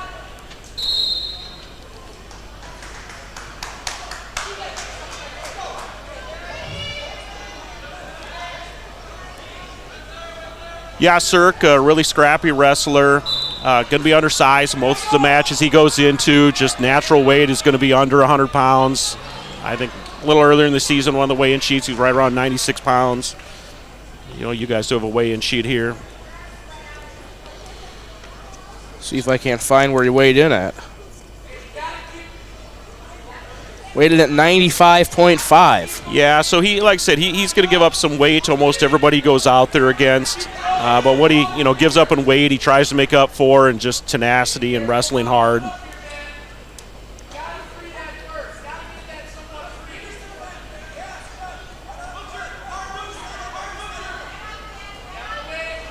one of those wrestling families, so comes with a lot of knowledge of the sport. Uses that to his advantage.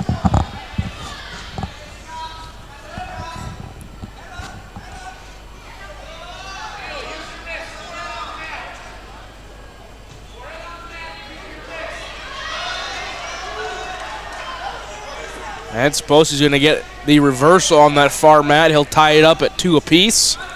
30 seconds to go in the first period over there.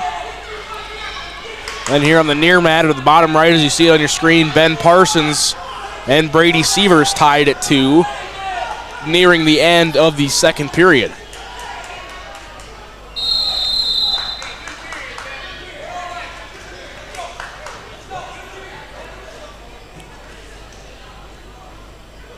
Well, Cole, you're enjoying the, we'll kind of just talk basketball here. You're enjoying the ride that the Tanagers have kind of been on with that girls squad and picking up that conference title. Yeah, absolutely. I mean, there's been some games where, you look at some head scratchers. There's been some really exciting games. I think they have, 4 where they've won by a single point. So it's been a very interesting season, and obviously run into a buzzsaw against the number 1 team, Hamlin. But overall, the season's been great, and it's been an amazing experience to cover all the games and travel across the state. Any weeknight, you never know where you're going to end up following the Tanagers. So yeah, it's been a pretty good ride. And then for the boys too, maybe not their best season, but they're a young team, really young team. So they've got some great potential going into the future years, and boys still have a chance to finish 500 in the season. If they finish 4-0, good chance they finish 4-0 against their remaining schedule. So should be some pretty interesting basketball. Yeah, we saw them. We saw them in Beresford, not just right at the end of January there. And like I said, a younger squad, but they really fought hard and down, but never really gave up. And all of a sudden, it was a 2 or 3 point game. And I don't know. The other night when you guys played Dakota Valley, I think I was maybe just scrolling through Twitter. Did I catch like maybe a third quarter was still close, or was that? Yeah, it was throughout basically the entire third quarter, the entire fourth quarter, it was close or pretty close to tied. Vermillion had it tied with a minute to go. Yeah. And Dakota Valley came down, obviously hit a 3 good offenses do, and then got fouled and made both free throws to extend the lead to 5. But there was a while there where there wasn't very many people sitting down here in the birdcage. Everybody was standing up. Everybody was getting loud because there was a chance there where Vermillion had a real chance of coming back and winning that game. Yeah, like I said, just scrolling through Twitter, kind of watching a lot of sports scores, and I thought I saw that and kind of did a double take, and I think it might have even been Heath's posting, so I should have known it was going to be accurate, that I could take it as truth, but it was kind of hard to believe that that Panther team had anybody within single digits of them, because they really are a tough group to take on. Then with Dakota Valley, you look at one of their recent games where they took on Elk Point Jefferson. Elk Point Jefferson down by 1 going into the fourth quarter. They got outscored 17-3. So we were really hoping that didn't happen, but we got lucky. We got 2 pretty good games there on Tuesday night. Right, Heath? Yep. All right, things are getting interesting on that far mat down there with the Rams and the Tanagers. Cirque still up by 2 going into third. He's in the top position now.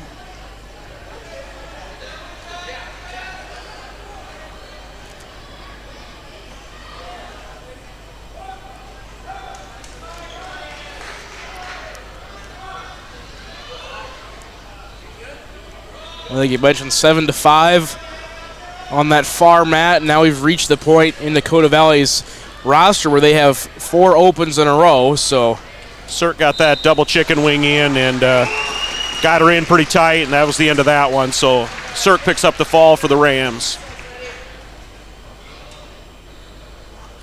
And we'll move into the 113-pound weight class. Carson Wonder and Dexton Miller will face off on that far mat. Yeah, Dexton Miller, another relatively fresh face to the wrestling room for the Rams. Basketball player, was kind of checking wrestling out, and doing a little extra drilling work, and just maybe kind of felt like this is where he belonged, and challenged for that varsity spot at 113, and has earned that spot through a wrestle off.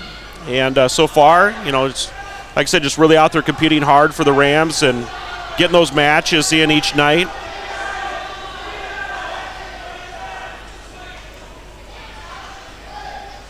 Great athleticism, just needs to learn a little bit more about the sport, and again, just really figure out, you see he's just looking over at the coaches and, okay, what do you want me to do now? And take the instructions and carry it on. A little later, look back over at the coaches, and then that natural ability of, seeing what's available and taking it will come for him. Then on the near mat, 145 pounds. Rona Rivas-Wells will take on Jackson Boonstra. Again, Boonstra number 5 in Class A according to Dakota Grappler.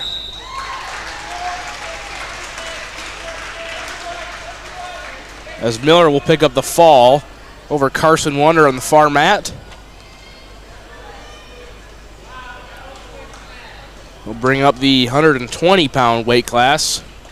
Xavier Walker and Cannon Klentz.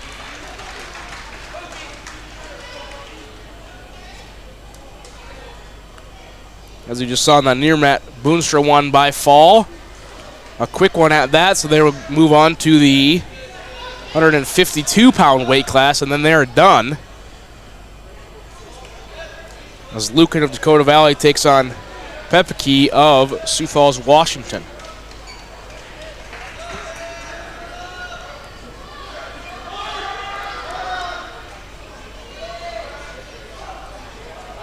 Klentz in good position early here. I believe that's, I didn't wrestle, don't know all the moves. I believe that was a butcher he got put in there, and sunk it up tight for a quick fall.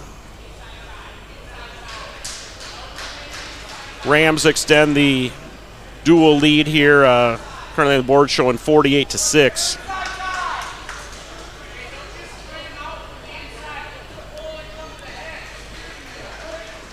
Tate Lyle's going to take the forfeit here at 126. Talked about it in our duel at home on Monday night. I just watching from a distance, kind of feel like Tate maybe was one of our most improved wrestlers, really aggressive, just really has stepped up from his 7th grade to his 8th grade season.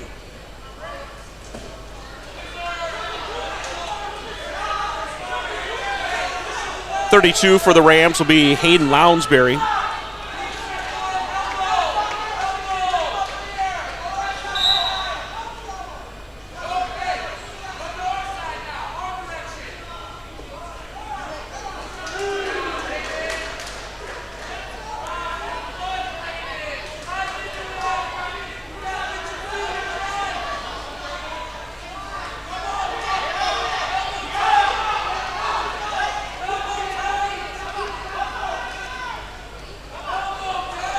And Lounsbury taking on Devin Steckelberg of Vermillion. As he mentioned, that dual score 54-6 in favor of the Rams of Beresford, Alcester-Hudson.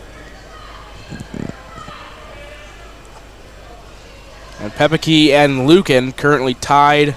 Lucan has a 3-2 lead as the first period is winding down, and now he'll take a 5-2 lead after getting the takedown.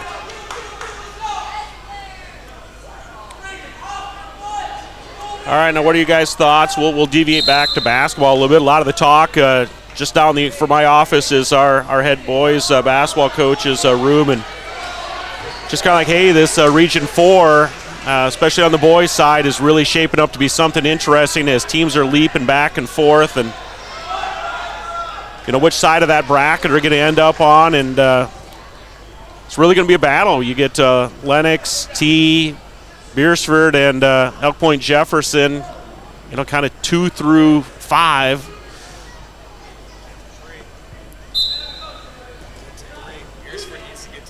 Yeah, that's kind of, the talk within the hallway is, we've got to pick up these games.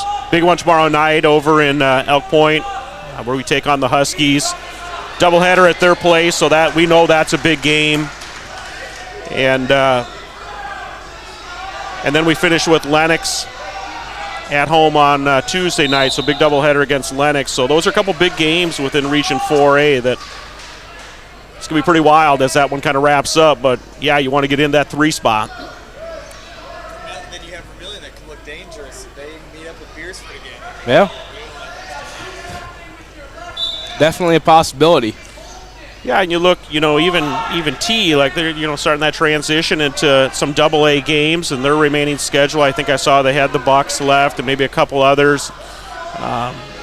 They got a tough go here yet too, and but nobody really wants to face them either, even though their record maybe doesn't show that. I mean, they're just preparing for that next phase of competition. Lounsbury got a really nice cradle in over there. See if he can get that knee in the side and pick up the fall. He currently leads 6-1. Going to pick up some near fall points either way, but yeah.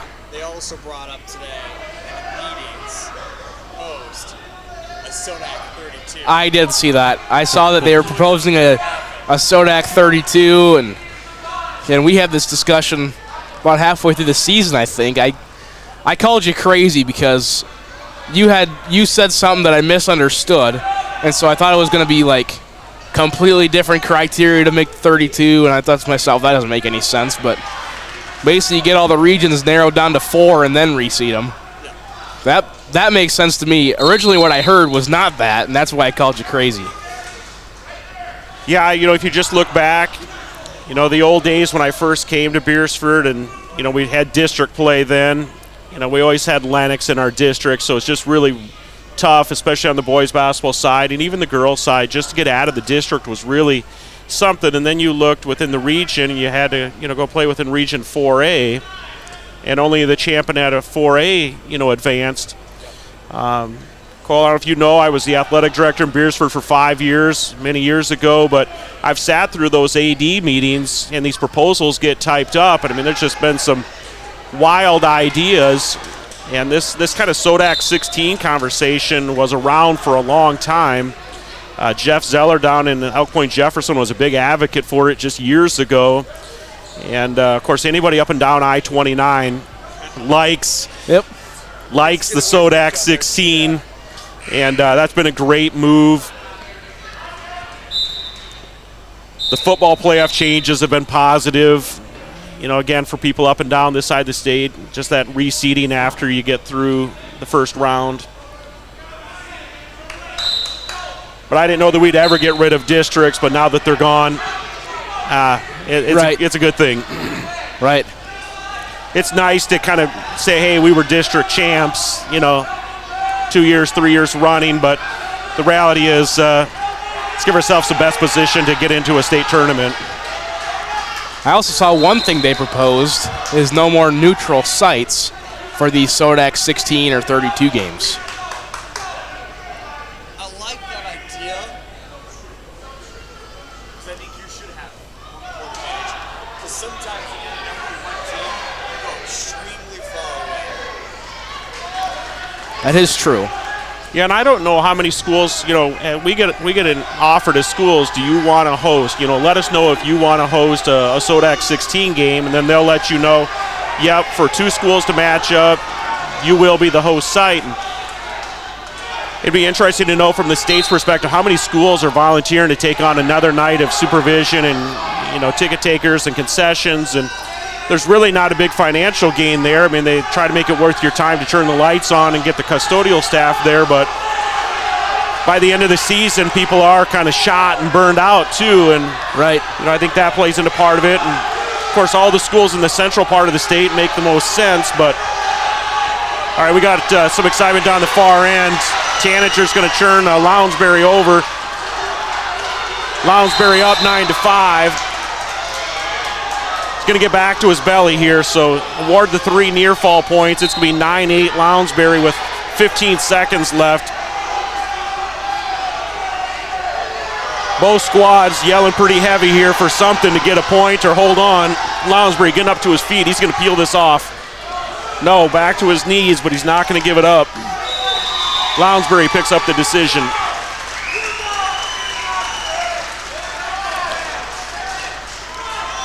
9-8 decision over there was the final. Then on this near mat, Lucan leads Pepica 11-5, now 13-5. About 30 seconds to go in the third period. As you mentioned, school's willingness back to basketball, school's willingness for the Sodak 16.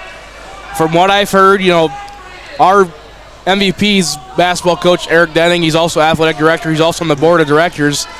He said, the mentions come up that not many schools want to volunteer because of that, because by the end of the season, they're all ready to be done with it, and they don't really feel like it's a gain to them to turn the lights back on for another game.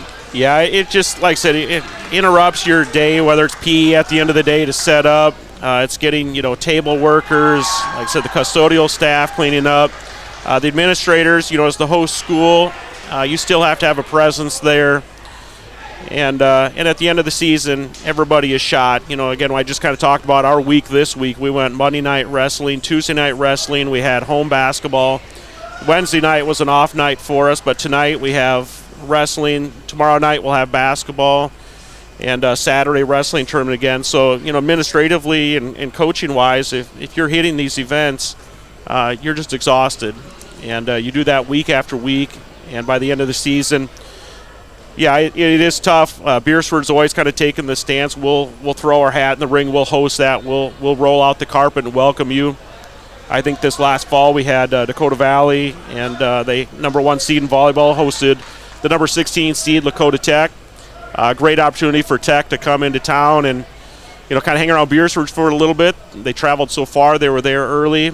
Great opportunity for us to welcome them in and meet some of their people, and they reciprocated when we went out there for a football regular season game, and they took great care of us when we got out there as well, and again, to kind of have some of that familiarity and know some of their people, their activities director. That is Caden Shirk for the Rams. He's a 7th grader. He's out there battling hard all season. And that was Michael Robe, the number 3 wrestler in the state for Vermillion. Next up is Patrick Fulton of Vermillion and Isaac Bowden of Beresford Alcester-Hudson.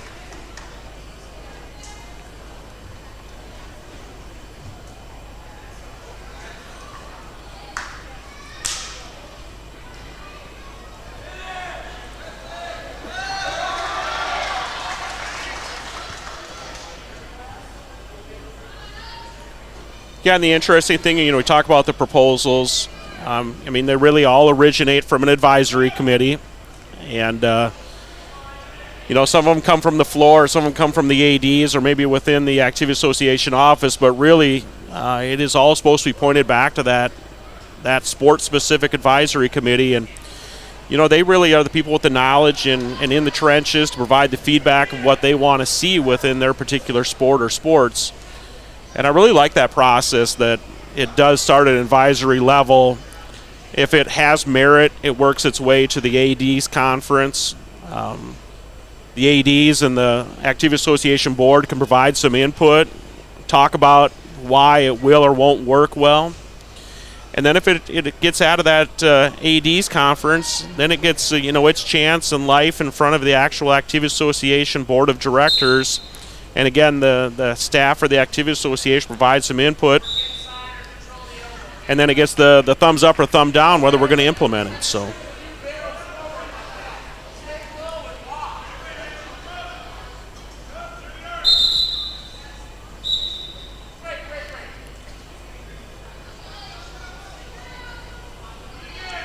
And on this near mat, we've got a 170-pound weight class exhibition match. Jacob Lingen of Sioux Falls, Washington, taking on Cameron Black of Dakota Valley. Is that exhibition? Yes, it is.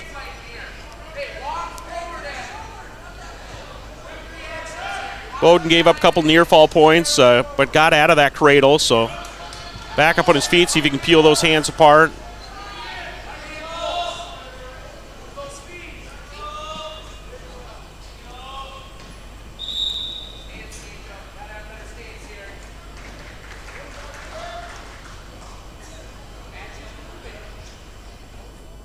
And end of the first period on that far mat, Fulton leads 4-0. over Bowden. Near Matt still scoreless in that 170-pound weight class exhibition match.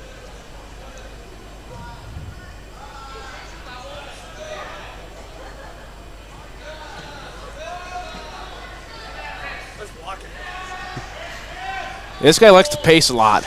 Yeah, he doesn't look like the type that's just going to kind of sit around here. Probably need some medication or just cut him loose. I'll go wrestle.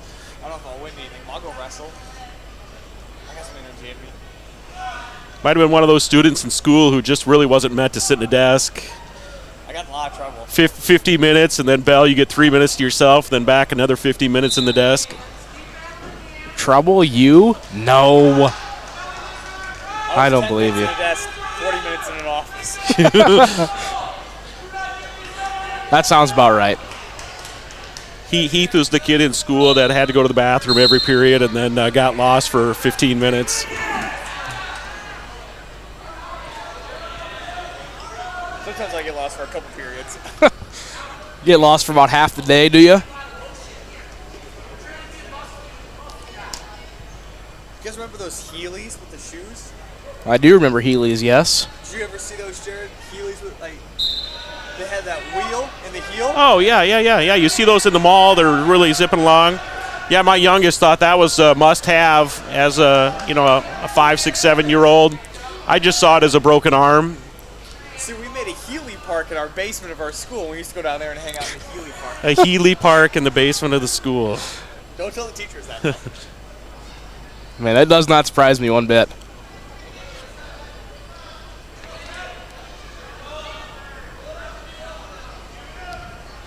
You know, Jared, you should have been here on Tuesday. You witnessed me give Heath a piggyback ride in the middle of a game. What bet did you lose? I don't know what we were doing. It's just there's sometimes about halfway through the game where we started looking at each other and like fake punching each other.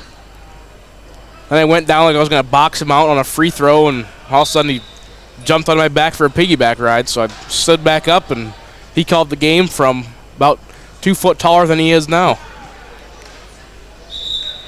This is during the big third quarter push as well in that boys game, so maybe it was a good luck charm. I don't know. Yeah, you guys have got a nice view up here. Good spot to call a game from. We're kind of elevated in the corner in Beresford as well, and it really actually works out pretty well. We called a ball game in the center court off the platform above our bleachers, and I'll be honest, it was almost a little harder just getting the numbers because all you saw was the side of their shoulder all the time, and when you get in the corner, you actually see the front and back of their jerseys a little more. It's just a little easier to pick the athletes up. You can see numbers, and then depending on which way they're going, you can see faces too, and you can put a name to a face, and that really helps too. Yeah, I thought mid-court was maybe the place to call a game from when we did it once. I'm like, yeah, that was a lot tougher actually. Yep.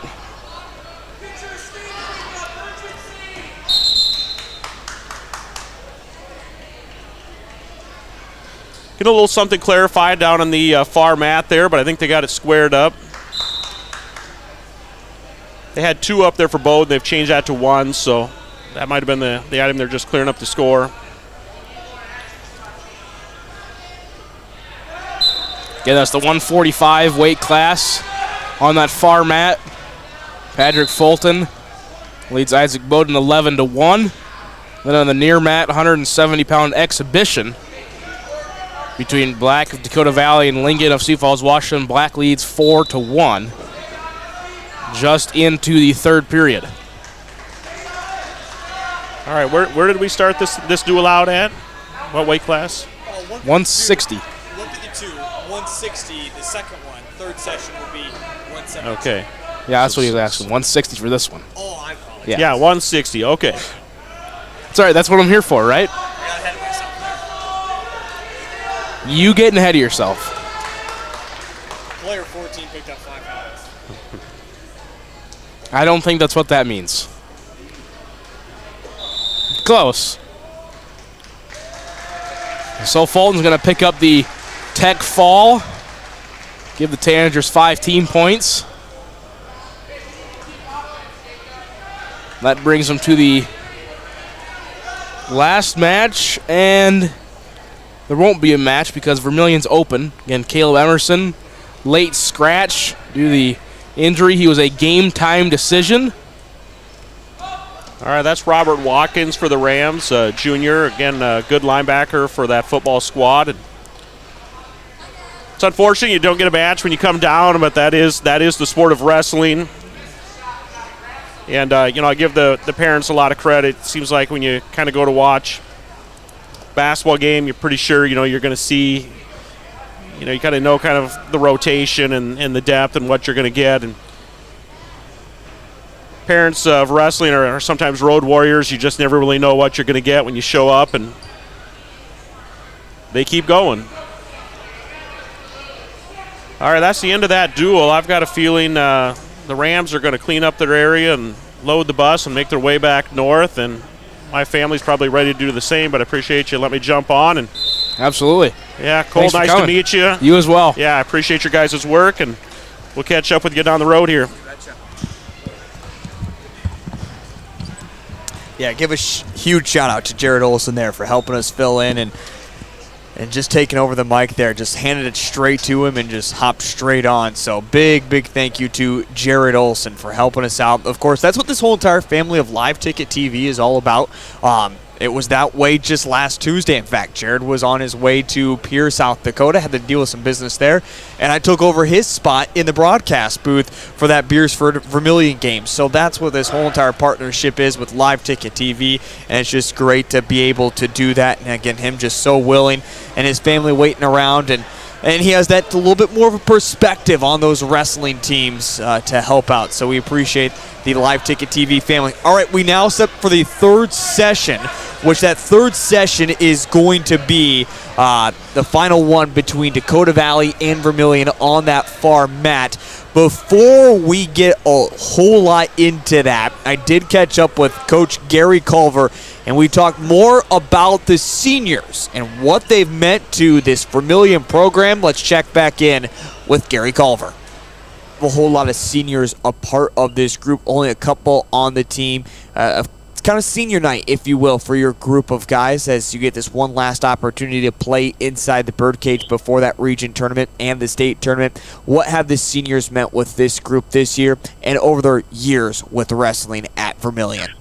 Yeah, absolutely. And, I kind of a little oversight there with Caleb Emerson. I should really talk about him in the mix, too. Certainly a guy that has those capabilities of going to the state tournament this year. He's, a little bit above a 500 wrestler, but he's really, I think, caught fire as a senior. And, he's just worked his tail off this year. And, he's a guy that has the potential, too, at 152. And that weight class lends itself to him, possibly going to the state tournament here coming up. So we hope that Caleb can get there, and I think he can at that 152-pound class, the way things match up in our region. And then Rafuman Hasuge, is we say Japanese import, but Rafuman Rafu moved here last year, his first year out for wrestling last year. He's filled in at various weight classes here for us throughout the last couple of years, mainly at that 126, 132, 138, 145, right in that territory, and really done a nice job, and the kids just love him, and he just loves wrestling, I'll tell you. Now, is he a state champion or anything like that? No, not realistically, but it's just great to have guys like him in the practice room and, working his tail off, and he's willing to fill in anywhere, if we have an illness, an injury, and those kind of things. And he has done that this year, both in tournaments and in our dual meets, or we've utilized him to maybe move a Michael Robe and a Podrick and an Emerson up, and we fill him in at the 138. And, it just depends on the matchups and some of those things. That could even happen in this quad here on Thursday night. But so those two guys have done a great job here for us. Caleb in particular, he's been a youth wrestler through the ages. He's practiced, with our wrestling team and filled in varsity slot for us here in the lineup throughout the years here. He's just been knocking at the door in terms of that state qualifier, but just hasn't made it yet. And we just hope this is a year. And when you're a senior like that, you can just tell the difference in him from the last couple of years to this year, his focus, his work ethic in the practice room, and it's starting to pay dividends here down the road. Once again, that is Gary Culver here, part of our pregame show, as he talks about our two seniors here inside the birdcage on senior night. Very unfortunate there, as you mentioned, Caleb Emerson not able to go for this evening as he was a late scratch due to injury. And speaking of now this season and where the Vermillion Tanagers at when they get closer to state, again, regions coming up next Friday, and then the following weekend it is the state tournament. Here's more on what we should expect when it comes to the Vermillion Tanagers and who could be making a run at a few different titles in the weight class. Continuing on, it's our conversation with Gary Culver. Over the past couple of years at Vermillion High School, wrestling has been one of those key sports that we look at. There's a potential for a state champion or very, very close. And of course, you mentioned with this younger team that continues to grow, getting ready for that region tournament. I'm going to be asked the honest question here, Gary. Yeah. Are we going to see a state champion this year? You mentioned Brandon Valley, of course, is in the way. Do we see maybe a couple guys get close? I really do. I have great confidence, especially Michael Robe and Raleigh French, who I've highlighted at 138 and then 182 respectively. Michael's ranked third. He just moved down to that weight class, and they saw how good he can be. He wrestled the number 2 ranked kid, that's Sanger from Pierre, at the Yankton Invite last week in the championship. Lost to him 3-0, and of course we, in our corner, we had a little, shall we call it a disagreement with the official as to, a potential takedown that Michael had when it was still 0-0. But, that's part of the whole thing. And then it's 1-0, and then the kid, Michael really had to go after him in the last period. And, the kid gets a takedown on him and wins, going out in the period 3-0. But, I think that match in itself shows Michael that, hey, we have that opportunity there. Now, Raleigh at 182, of course, we have to remember he's a sophomore, and get some really good athletes at 182, 170, 195 that, are cutting down a little bit. So, that's going to be a tough go. State champion, probably, realistically, no, but anything can happen in the state tournament. But Raleigh is certainly a guy that, I expect him to be on that podium here that Friday night, the third night or the second night of the state tournament that wraps up the individual portion of things. Of course, they have the dual tournament on Saturday. But so those two guys, really great potential. And then, as I mentioned, Podrick Fulton, the state qualifier last year, 145 is going to be tough for him here at the region, but I think he's right in the mix there, that third, fourth seed type thing. And same with Connor Madsen. He's going to have a tough go at 220, but certainly has those capabilities.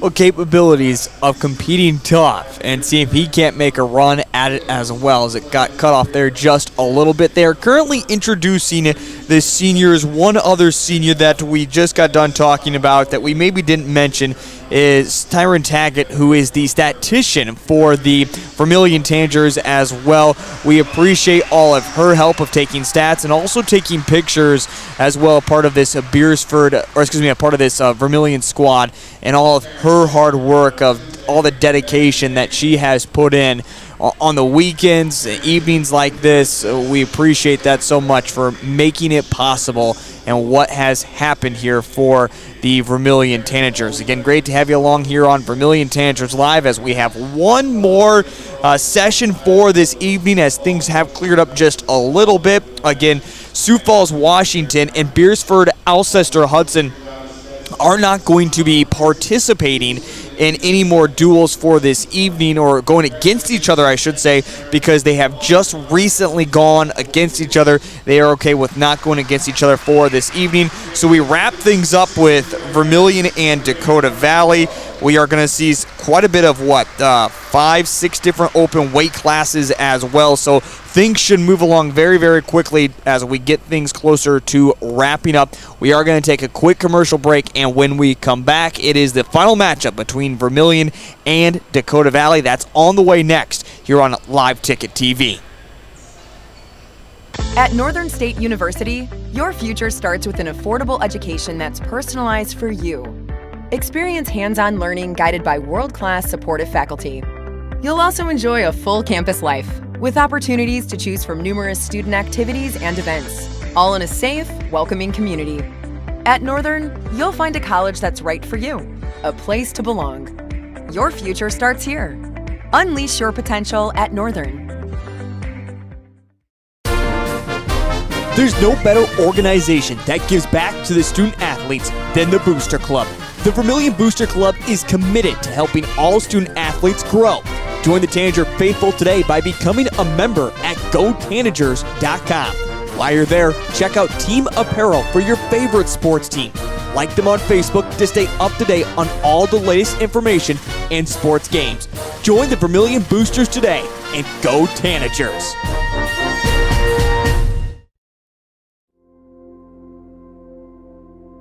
Agriculture is like no other business, which makes Farm Credit Services of America like no other lender. Owned by the farmers and ranchers we serve, our customers have a voice in how we work, a stake in what we do, and share in our success. Discover a lender that works for you at Farm Credit Services of America.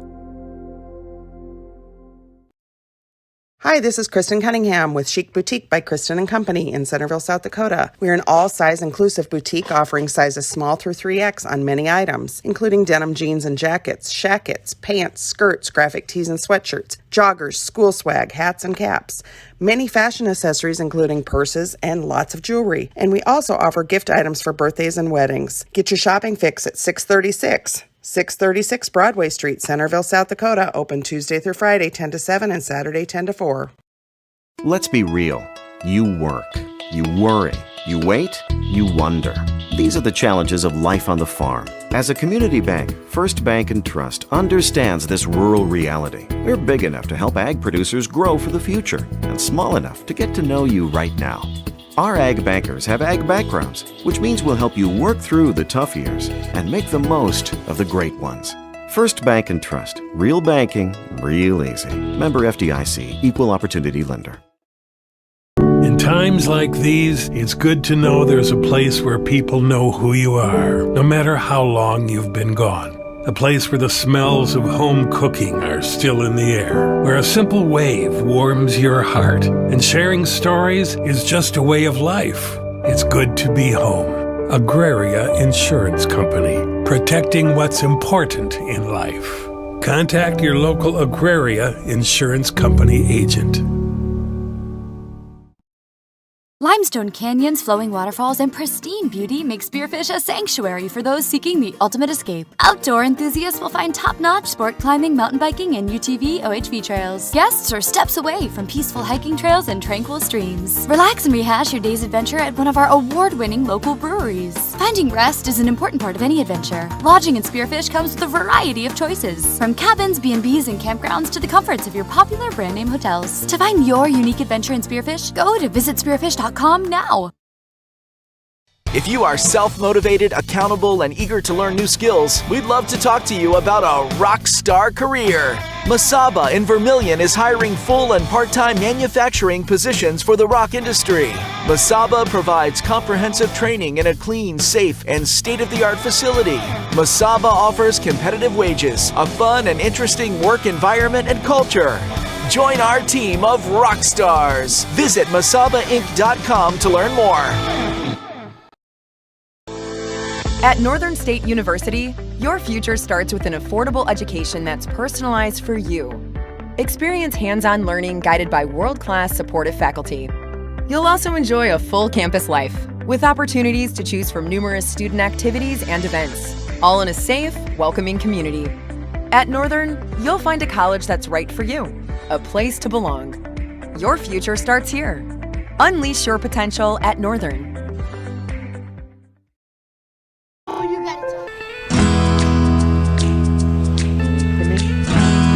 Well, back here at Vermillion High School on senior night for wrestling as we get things closer to wrapping up. We get things started off with a few JV exhibition matches here. I'll start the weight class at 152. And then we'll get into our varsity wrestling. Great to have you along, as you just heard from our wonderful sponsors. Don't forget the Vermillion Boosters as well, a proud supporter of Live Ticket TV, supporting Vermillion and the student athletes. The Vermillion Boosters are always giving back. Check out their online clothing orders with a portion of sales going back to the students. You can find out how to become a member as well, or shop online at gotanagers.com. Again, the spring clothing order is in right now, or I should say is online, that you can get for spring sports. You can find those again at gotanagers.com. That is open until February 15th, so make sure you get your order placed before it is closed. Cole, you got that taken care of? I do not yet. But I think I need myself a Tanager polo. A Tanager polo? Well, what team do you want? Or do you just want a normal polo? How about this? How about I get you like 5 Tanager polos? Yeah, go ahead. Are you tired of me wearing the same 3 or 4? Well, the thing is, you always wear a blue polo. Well, that's all I got, man. Yeah, why do you have so many blue polos? Well, our school's colors, for the majority of when I was growing up, were blue. Especially in high school, were blue. Cool, my school colors were blue and orange. You never see me wear blue. I'm wearing red tonight. Because you've been out of high school for 17 years. Good point. Good point. I've been out of high school for about, about 8 months. I think I might only have one high school sweatshirt remaining, and maybe like 1 or 2 T-shirts. That's half my wardrobe. I wore a lot of baggy clothes back in high school. I do not do that anymore. I got a little bit more muscular. I like to show them off? I like to show off my muscles a little bit more now that you add some weight there. Again, an exhibition match. Cool, who do we have up right now? Got Cameron Black for Dakota Valley and Rothman Kasagai, who just got recognized for senior night. He's going to go down by fall, but good to see him get a victory earlier in that exhibition match. As Coach Culver mentioned here in the broadcast, the Japanese import, as he called him. Yeah, mentioned senior night, and very cool to see him wrestling. The only wrestler that's actually able to go for tonight for the seniors, as Caleb Emerson is out for this evening. He was a last-second scratch for the Vermillion Tanagers. And with that being said, we're ready to get into action now between Vermillion and Dakota Valley. Both teams will walk away with at least a win here tonight. Both are 0-2 so far this evening. But now we get to find out, as last time these two teams met up, less than a week ago, Vermillion did get the victory. So they'll be looking to do so once again. 1, 2, 3, 4. 24 points right away. You have to spot Vermillion in the open categories against Dakota Valley. So the Panthers win wrestling. Will have to make up some spots. Right, but then you have to go across and say, is that one open for Vermillion? Oh, yeah, you're right. That was kind of maybe hard, you do know. Maybe you do. That was not hard at all. Okay. Trust me, I've been slapped way harder. Cole, what do we got for 170 right now? Well, Lucas Green wrestling for Vermillion, taking on Cooper Bernard of Dakota Valley. Just 30 seconds in, and I believe that is, they're going to give, let's see, red is Dakota Valley, so Bernard's going to get the takedown. He'll lead 2-0. Lucas Green trying to get himself out of it. Again, only match that is going on, or only action, I should say, that is going on. We'll wrap things up here after this one concludes for tonight. Don't forget, Live Ticket TV will have more sports coming up tomorrow, 5:30. Irene Wakanda and the Vermillion Tanagers in Irene. Then on Saturday, I'm heading home on Saturday. Me too. It was a quiz. We don't have anything Saturday. We don't have anything Saturday. We've got a Saturday off. I am on my way to... Oof, I don't even want to get into the conversation what I'm going to be doing. I hate cars. Cole, you want a car? No, I've got a good one right now. Treats me pretty well. Runs pretty good. It's not an old car by any means, Cole. Mine's not either. Mine's a 2015. 2015. You want another 2015, Cole? Actually, maybe I think it's 2013. Actually, 2013. Okay, well mine's 2015. Want a 2015? How many miles has it got on it? Ooh, it's up to 120. Mine's got 155 or 156 or so. But traveling around with you is picking up a lot more. Yeah. Well, you can ride with me more often. Well, yeah, I know that, but you're usually out selling. Well, you can still call me. It's okay. Okay. I'm very capable of driving by myself. And sometimes I just need some alone time.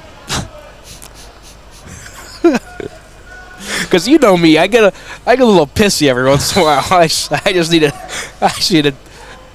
Yeah, usually I blow off the steam by yelling at drivers that drive like idiots. 2-0 as we're into the second period. As you mentioned right now, Cooper leads for the Dakota Valley Panthers. But finally, Lucas Green here getting on top. Trying to pick up some points, and it looks like he's going to pick up a few back points. Yeah, looks like he's got 2 back points on the way. Maybe. Oh, he's going to get 3 back points. So he now, Lucas Green that is, takes the lead 3-2 into the second period. At the weight class of 170 is where we are starting at here. Again, 152, 160, and now 170. So we're officially getting closer to wrapping things up. Again, Beresford, Alcester-Hudson, and Sioux Falls, Washington are not participating in the third session of the evening. But another point there for Cooper Bernard for the escape. Now another 2 points, 5-3. Lucas Green now leads it for Vermillion. Back and forth we go here in this second period. As Cooper looks for another escape point. Lucas Green not letting him get anywhere. 30 seconds remain here in period number 2. Now reversal for Bernard. Now he's got control, looking for back points, and looks like he's going to get the fall. Yes, he is.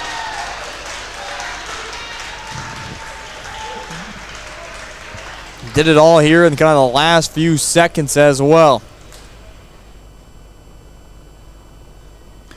So Dakota Valley will lead it 6-0 after the first weight class. And now coming up next, we'll see number 8 in the land, Raleigh French at 182. I mentioned Culver really liked him for his chance. A lot of great competitors coming up in that weight class of 182. Reese Jacobs from Sturgis, the senior, he's ranked number 1 at that weight class. He'll get the 6 points for the open, and we now move on to 195. And I believe to take that forfeit, they walked out Henry Morlum, did Vermillion. Okay. If I'm not mistaken, which I probably am, I do not believe it was Raleigh French that went out there. Okay, Raleigh French, but as I mentioned, 8th in the land. Reese Jacobs, Chance Sarda of Pierre. Tyson Brandt of Brookings at number 3. Tanner Vascoy of Rapid City Stevens is 4th. Yes. It was not Raleigh French because Raleigh French currently wrestling 195 right now. Okay. Against Noah Heedy, probably just looking for some matches. You know, he only wrestled once, had that open against Beresford, Alcester-Hudson, so looking to get some matches, looking to get some more wins underneath his belt as they go into regions of the state because, you know, more wins you get, the better seeding you're going to get possibly for regions and possibly going into state. So give himself some more chances for better positioning later on in the season. Is Raleigh French. Heedy came in 6-23 overall as the junior. As you mentioned, yeah, now Raleigh out there moving up in the weight class and still dominating here early, as he now leads at 6-0 here in the period number 1.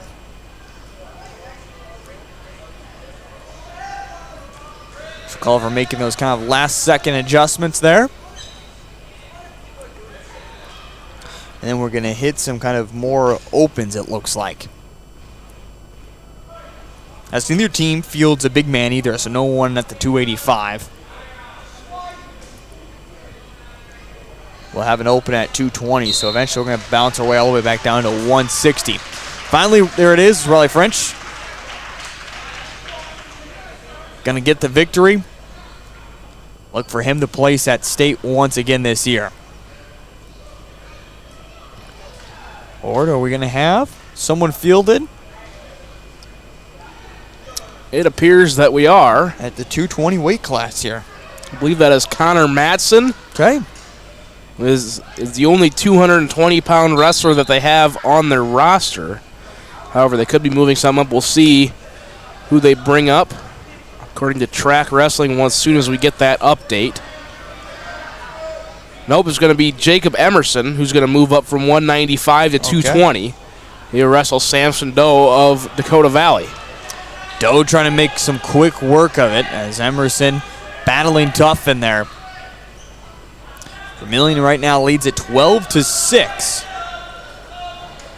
Here in this duel over Dakota Valley in session number 3 of the evening out of the 3 sessions that we've had. Doe making quick work. And by the way, talk about Emerson came in just under 190 at 189.9. And for Samson Doe, again, wrestles at 220. Came in at 218, so. It's definitely where you start to see where the size difference starts to equal the athleticism difference once you get up to these higher weight classes. It's not like the smaller weight classes where most time you can get away with going up probably 10 pounds to wrestle, but once you get to these higher weight classes, it's almost a whole different ball game the higher you go up. So again, 12-12 now. As Samson Doe gets the victory over Jacob Emerson. No one able to field a 285, so both will have to forfeit. No points there. And will drop all the way, I should say go all the way back to the top, if you will, at the weight class of 106. As we look at 106, Cole, what do we have coming up here? Landon Saposi of Vermillion taking on Brady Sievers of Dakota Valley. I believe both, if I'm not mistaken, 2-0 on the day. Landon came in 3-18 overall. Sievers 20-10. Again, coming into this evening. But my goodness, Brady quickly. Yeah, Sievers is a good little wrestler. I don't think he's quite 106. It'd be interesting to see what he weighed in at, but he's quite the wrestler. I believe, Landon was he at 95? He should be right there on your first page, I believe, Cole. Landon 103.2 coming in. And for Dakota Valley, that's not right. That's not the right one either. Well, Brady Sievers 104. Okay. So about 8 pounds heavier than I would have guessed him, but very quick wrestlers. He gets that quick fall.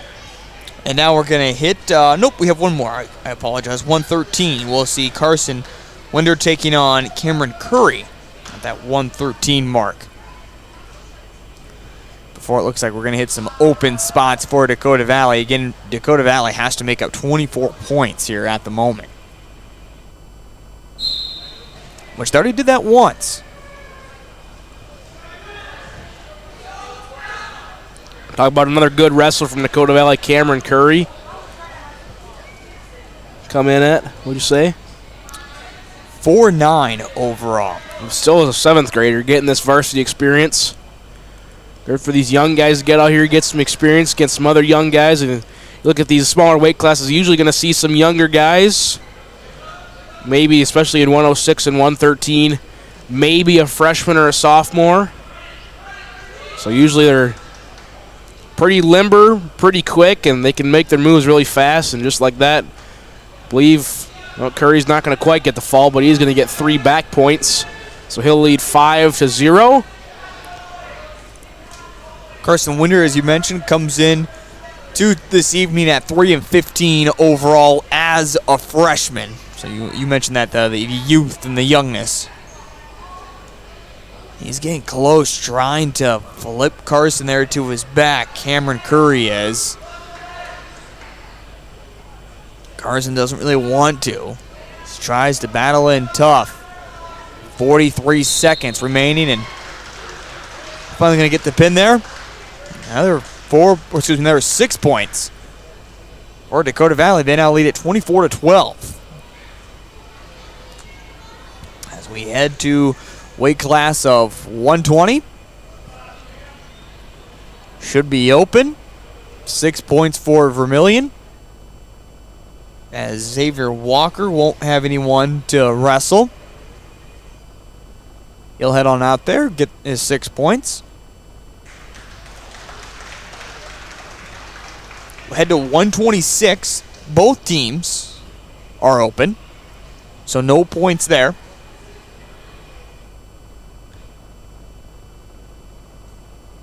Get the official wording at the scorers table. Good to go. 132 now. We'll have Devin Steckelberg for Vermillion. Again, open for Dakota Valley. So Steckelberg will step up, get his 6 points here. And we'll find ourselves tied at 24-24.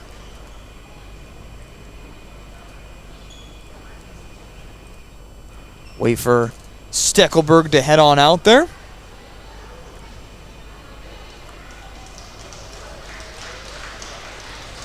And then we'll have Michael Rube go out there, ranked number 3, and at the weight class of 138. And again, open for Dakota Valley as well. So another 6 points for Vermillion. And just like that, they now take the lead, 30-24. And finally, after all that being said, Fulton and Boonstra will step up. Again, Jackson Boonstra, undefeated on the day so far, the 5th ranked wrestler in the state of South Dakota in Class A in that 145-pound weight class. He's going to be a load to handle coming into region the state.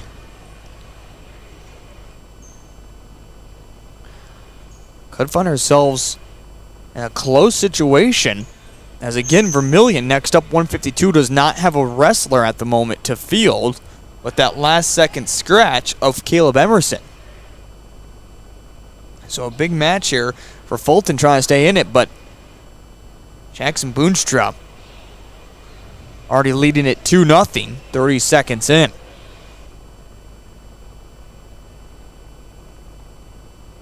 Trying to get Fulton to his back. Able to do so, and Fulton trying to kick out of it. Pin there. And we're tied once again, 30-30. So again, weight class of 152 is open, so Dakota Valley will take the lead back.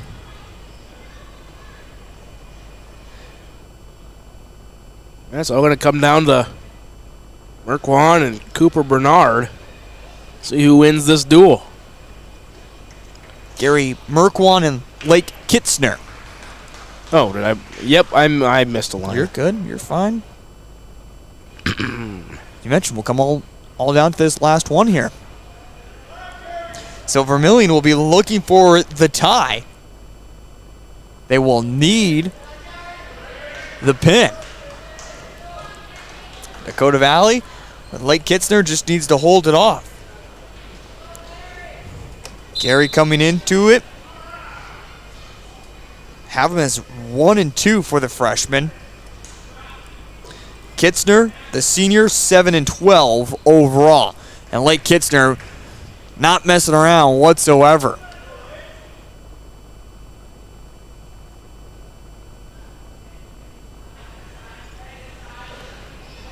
Or do we have somebody move up there, Cole? Looks like, according to Track Wrestling, Henry Morlam for Vermillion. Okay. Which doesn't make a whole lot of sense because he weighed in at 171.2, and this is a 160-pound weight class. The way it sounds in the crowd, they're yelling out Gary. So I'm assuming it's Gary Merkwan. However, according to Track Wrestling, it says Henry Morlam. Okay. Nonetheless, Lake Kitzner dominating here quickly. That first minute of period number 1, and there we go. Gets the pin. I'll now take care of things. Dakota Valley will get the win 42-30 over the Vermillion Tanagers, even with some open spots. Basically, Dakota Valley needed to win a majority of them, and they're able to do exactly that. So Vermillion will finish 0-3 here on the evening. Dakota Valley 1-2 on the night. And that will wrap us things up here on Live Ticket TV as well. Don't forget, coming up tomorrow night, we'll have basketball coverage for you in Irene, South Dakota, as the Vermillion girls and boys will take on Irene Wakanda. Again, pregame coverage starts right around 5:30, and all the activities to follow afterwards. It's a Class A versus Class B matchup. Both teams for Vermillion Tanagers looking to find some key victories as they head towards the end of the season. Want to give a big thank you once again to Mr. Olson, Jared Olson of Beresford, for helping us out this evening. Also appreciate Gary Culver for joining us with interviews throughout the broadcast. And again, want to thank our seniors as well for Vermillion High School for everything that they have done. And also one other quick shout out, don't forget to follow the Vermillion Boosters on Facebook if you have not done so. We'll have updates of gymnastics as they are in competition tomorrow and Saturday. A part of the broadcast tomorrow night, we will have your updates from how the state tournament for gymnastics is going. Otherwise, again, for Cole Larsh, Heath Nimke, you've been listening to wrestling and watching it here in this quad with Beresford, Alcester-Hudson, Sioux Falls, Washington, Dakota Valley, and Vermillion. Until tomorrow night, have yourself a wonderful rest of your evening.